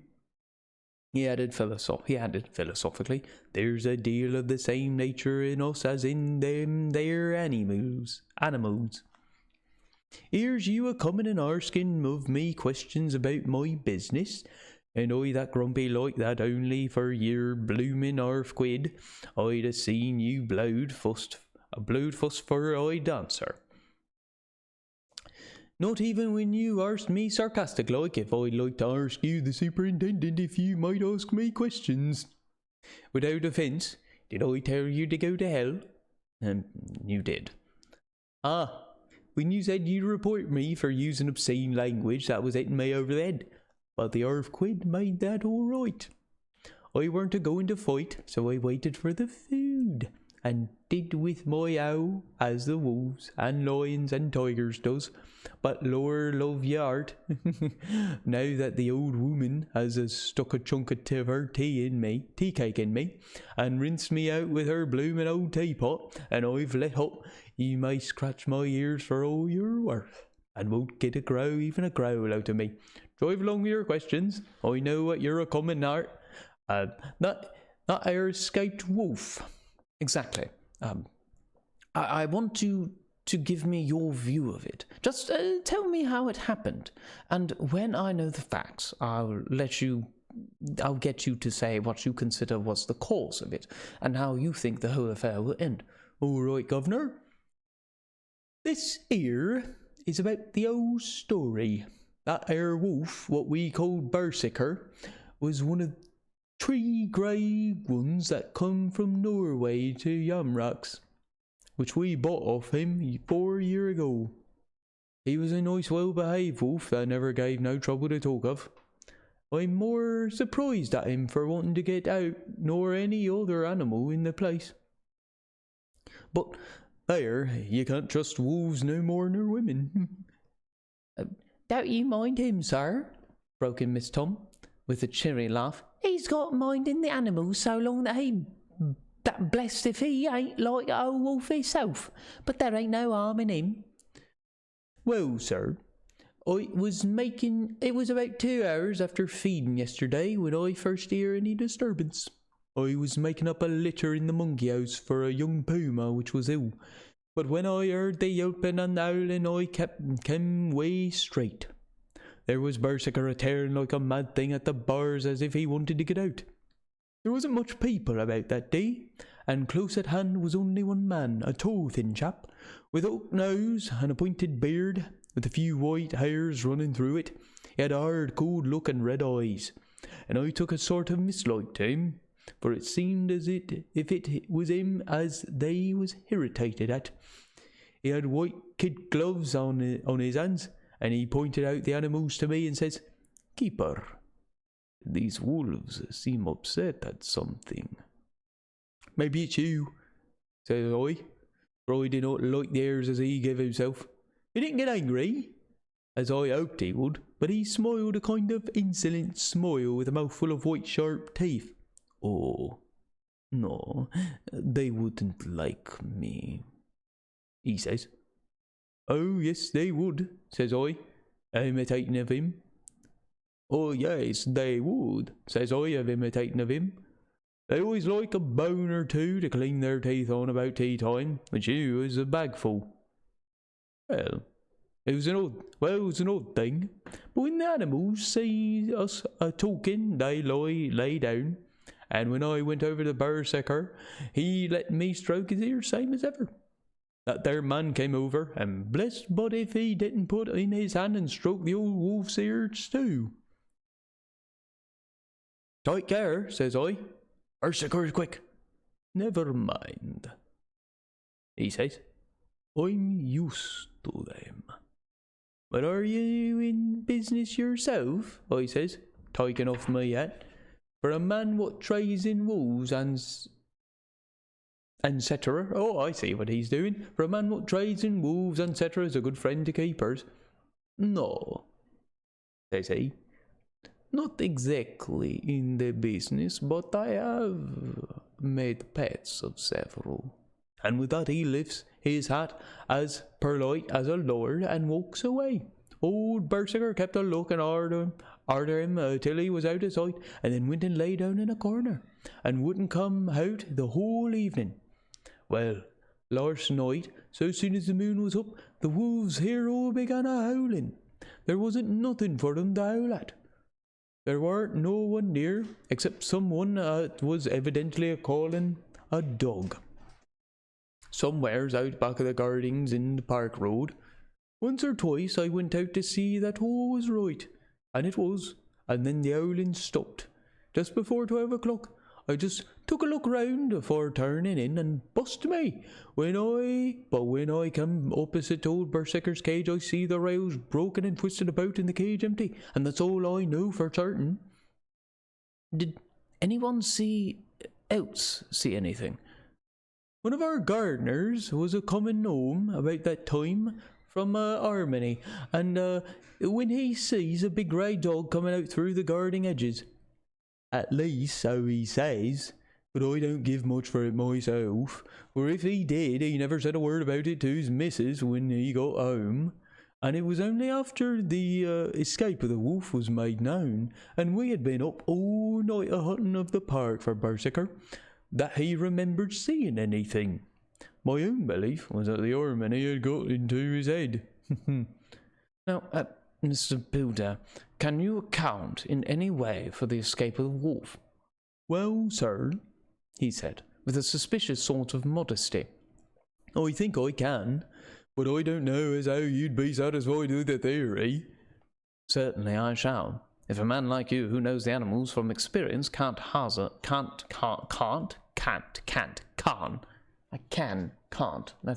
There we are. Certainly I shall. If a man like you, who knows the animals from experience, can't hazard a good guess at any rate, who's even to try? Well then, sir, I accounts for it this way. Seems to me that there wolf escaped simply because he wanted to get out. From the hearty way that both Thomas and his wife laughed at the joke, I could see that it had done service before, and that the whole explanation was simply an elaborate sell. I couldn't cope in badinage with the worthy Thomas, but I thought I knew a surer way to his heart, so I said, "Now, Mr. Builder, we'll consider that first half-sovereign bucked off, and this brother of his is waiting to be claimed when you've told me what you think will happen." "Right you are, sir," he said briskly. You'll excuse me, I know for a chaffing of you, but the old woman here winked at me, which was as much as telling me to go on." "I never," said the old lady. "My opinion is this. That 'ere wolf is a-hiding of somewhere. The gardener, what didn't remember, said he was a-galloping northward faster than a horse could go, but I don't believe him, for, you see, sir, wolves don't gallop no more nor dogs does. They not been built that way. Wolves is fine things in a storybook, and I to say, when they gets in packs and does a chivying something, there's more afeard than they can make a devil of a noise and chop it up, whatever it is. But, Lord bless you, in real life a wolf is only a low creature, not half so clever or bold as a good dog, and not half a quarter so much fighting 'em. This one ain't been used to fighting, or even to providing for himself, and more like he's somewhere even to providing for himself. Oh, wait, what? I just read that twice. This one ain't been used to fighting, or even to providing of herself, and more like he's somewhere round the park hiding and shivering of, and if he thinks that, wondering where he is to get his breakfast from. Or maybe he's got down some area and is in a coal cellar.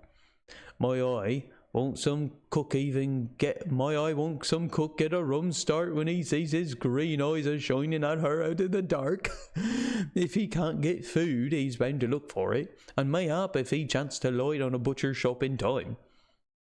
If he doesn't, and some nursemaid goes a walking off with a soldier, leaving of the infant in the perambulator, well, then I shouldn't be surprised if the census is one babby of the less, that's all."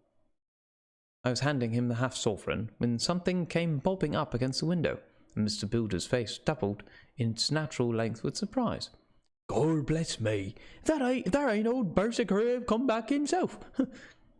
He went to the door and opened it, a most unnecessary proceeding, it seemed to me, I have always thought that a wild animal never looks so well as when some obstacle of pronounced durability has between us. A personal experience has intensified rather than diminished that idea. After all, however, there is nothing like custom, for neither Builder nor his wife thought any more of the wolf than I should of a dog. The animal itself was as peaceful and well behaved as that father of all picture wolves, Red Riding Hood's quondam friend, whilst moving her confidence in masquerade. The whole scene was an unutterable mixture of comedy and pathos. The wicked wolf, for half a day, had paralyzed London and set all the children in the town shivering in their shoes, was there in a sort of penitent mood, and was received and petted like a sort of vulpine prodigal son. Old Builder examined him all over with most tender solicitude, and when he had finished with his penitent, said, "There, I knew the poor old chap would get into some kind of trouble, didn't I say it all along? Here's his head all cut and full of broken glass. He's been a-getting over some blooming wall or other. It's a shame that people are allowed to top their walls with broken bottles. This here's what comes of it. Come along, Berserker." He took the wolf and locked him up in a cage with a piece of meat that satisfied, in quantity at any rate, the elementary conditions of the fatted calf, and went off to report. I came off too, to report that only exclusive information that is given today regarding the strange escapade at the zoo. Dr. Seward's Diary. 17th September. I was engaged after dinner in my study posting up my books, which, though press of other work and the many visits to Lucy, had fallen sadly into arrear. Suddenly the door was burst open, and in rushed my patient, with his face distorted with passion. I was thunderstruck, for such a thing as a patient getting of his own accord into the superintendent's study is almost unknown. Without an instant's pause, he made straight at me. He had a dinner knife in his hand, and as I saw he was dangerous, I tried to keep the table between us. He was too quick and too strong for me, however, for before I could get my balance, he had struck at me and cut my left wrist rather severely. Before he could strike again, however, I got in my right, and he was sprawling on his back on the floor. My wrist bled freely, and quite a little pool trickled onto the carpet. I saw that my friend was not intent on further effort, and occupied myself with binding up my wrist, keeping a wary eye on the prostrate figure all the time. When the attendants rushed in, and we turned our attention to him, his employment positively sickened me. He was lying on his belly on the floor, licking up, like a dog, the blood which had fallen from my wounded wrist. He was easily secured, and, to my surprise, went with the attendants, quite placidly, simply repeating over and over again, "The blood is..." I'm going to do that one paragraph over. There we go. My wrist bled freely, and quite a little pool trickled onto the carpet. I saw that my friend was not intent on further effort, and occupied myself binding up my wrist, keeping a wary eye on the prostrate figure all the time. When the attendants rushed in, and we turned our attention to him, his employment positively sickened me. He was lying on his belly on the floor, licking up, like a dog, the blood which had fallen from my wounded wrist. He was easily secured, and, to my surprise, went with the attendants quite placidly, simply repeating over and over again, "The blood is the life. The blood is the life." I cannot afford to lose blood just at present. I have lost too much of late for my physical good, and then the prolonged strain of Lucy's illness and its horrible phases is telling on me. I am overexcited and weary, and I need rest. Rest. Rest. Happily, Van Helsing has not summoned me, so I need not forego my sleep. Tonight, I could not well do without it. Telegram, Van Helsing, Antwerp to Seward, Carfax. Sent to Carfax, Sussex, as no county given. Delivered late by 22 hours. 17th September. Do not fail to be at Hillingham tonight. If not watching all the time, frequently visit and see that flowers are as placed. Very important, do not fail. Shall be with you as soon as possible after arrival. Dr. Seward's diary. 18th September. Just off the train to London. The arrival of Van Helsing's telegram filled me with dismay. A whole night lost, and I know by bitter experience what may happen in a night. Of course, it is possible that all may be well, but what may have happened? Surely there is some horrible doom hanging over us, that every possible accident should thwart us in all we try to do. I shall take this cylinder with me, and then I can complete my entry on Lucy's phonograph. 17 September, night. I write this and leave it to be seen, so that no one may by any chance get into any trouble through me. Oh, this is Memorandum left by Lucy Westenra. Sorry. 17th September, night.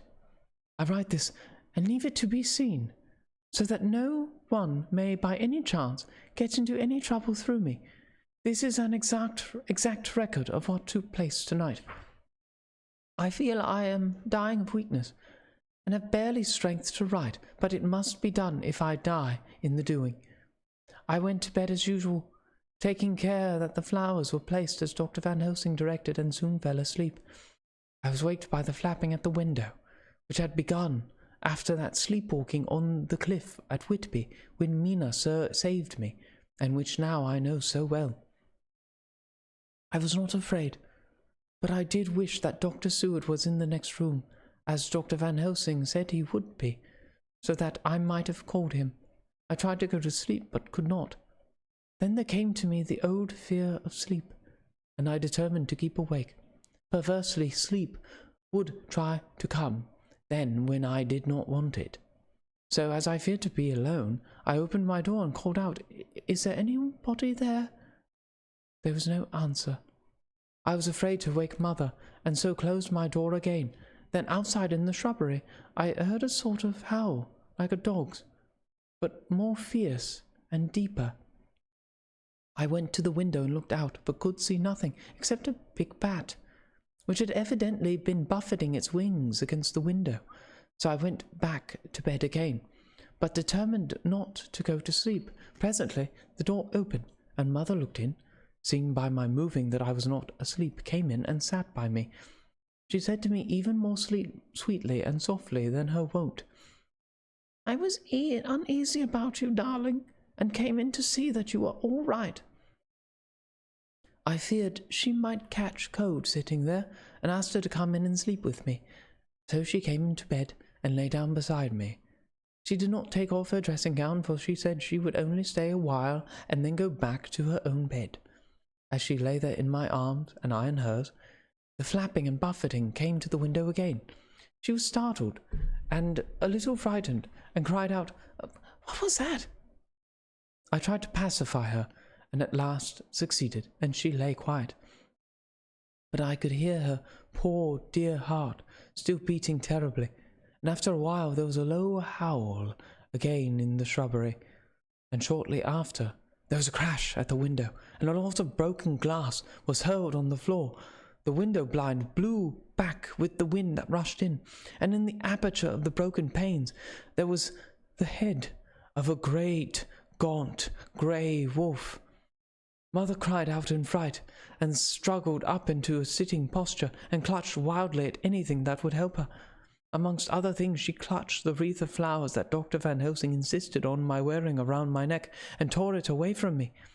For a second or two, she sat up, pointing at the wolf, and there was a strange and horrible gurgling in her throat, and then she fell over, as if struck with lightning, and her head hit my forehead and made me dizzy for a moment or two.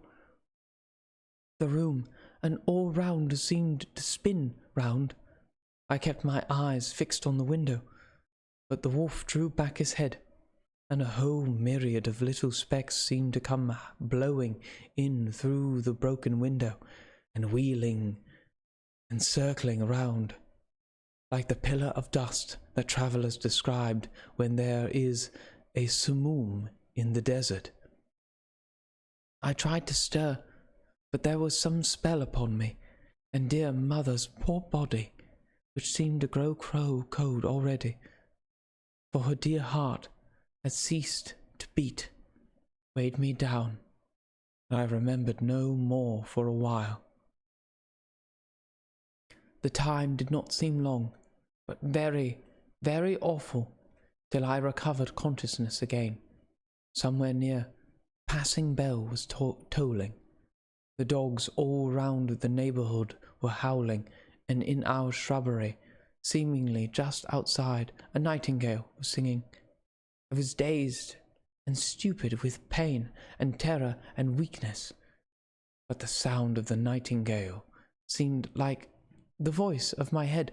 Oh my God.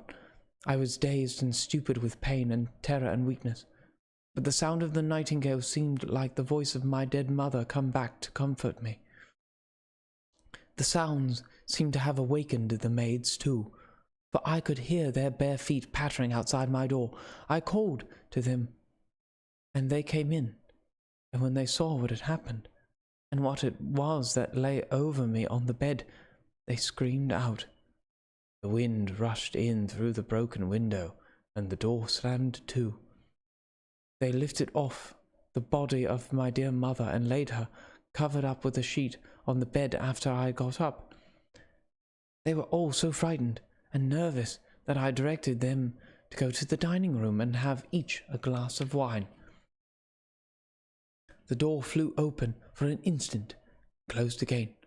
The maids shrieked and then went in a body to the dining room, and I laid what flowers I had on my dear mother's breast. When they were there, I remembered what Dr. Van Helsing had told me, but I didn't like to remove them, and besides, I would have some of the servants to sit up with me now. I was surprised that the maids did not come back. I called them, but got no answer, so I went to the dining room to look for them. My heart sank when I saw what had happened. They all four lay hopeless on the floor, breathing heavily. The decanter of sherry was on the table, half full, but there was a queer, acrid smell about. I was suspicious and examined the decanter. It smelt of laudanum, and looking on the sideboard, I found that the bottle which mother's doctor uses for her, did use, was empty. What am I to do? What am I to do? I am back in the room with mother. I cannot leave her, and I am alone, save for the sleeping servants whom someone has drugged, alone with the dead. I dare not go out, for I can hear the low howl of the wolf through the broken window. The air seems full of specks, floating and circling. Oh, sorry. Oh, the air seems full of specks, floating and circling in the draught from the window, and the lights burn blue and dim. What am I to do? God shield me from harm this night. I shall hide this paper in my breast, where they shall find it when they come to lay me out. My dear mother God, it is time I go too. Goodbye, dear Arthur. If I should not survive this night, God keep you, dear, and God help me.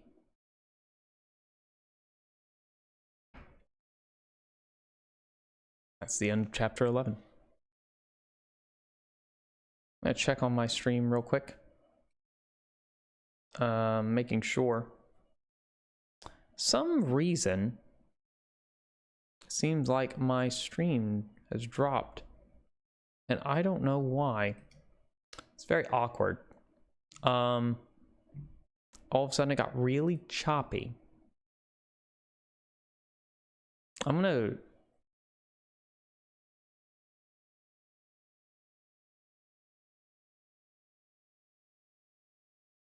Oh, it's getting better. There it is. I don't know why it all of a sudden just bad stream. Well, we're not going to end it. Maybe we should. No, we shouldn't. Well, that's a little unfortunate. We are about one chapter and how many pages? A few. Would be disappointing. But I'll be honest, if the stream is going to be this choppy.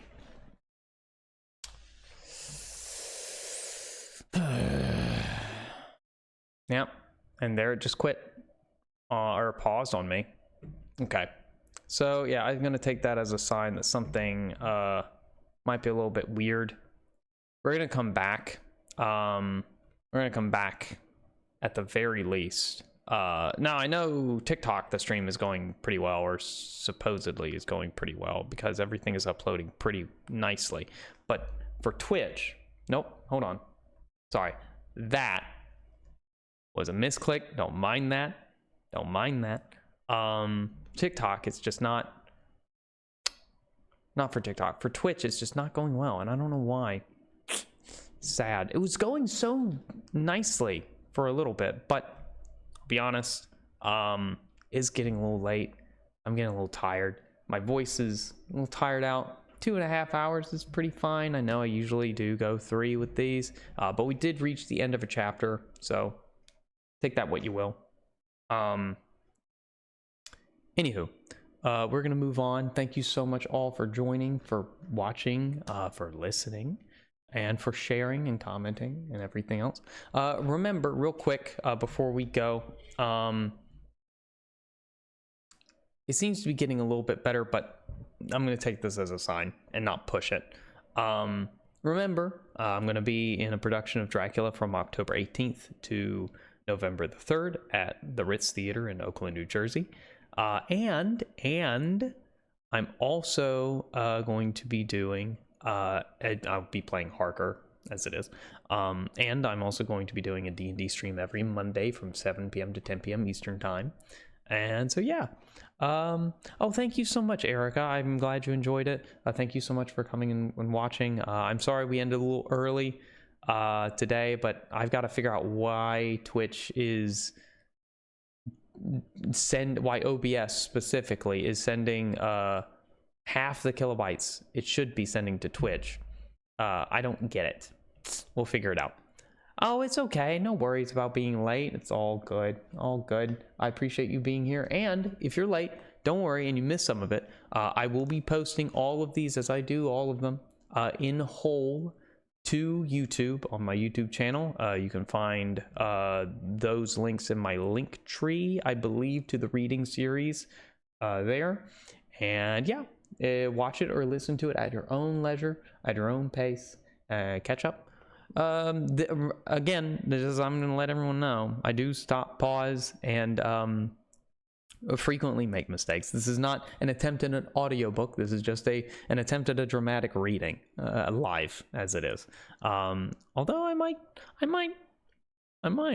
if this picks up, I might do some audiobooks. It might be good. I do need to fix, put some soundproofing in my little office streaming area, which is next on the list of things I'm going to buy the more funded this becomes. But anywho, thank you all so much for joining. I hope you have a wonderful night, and here as we begin October, happy Halloween.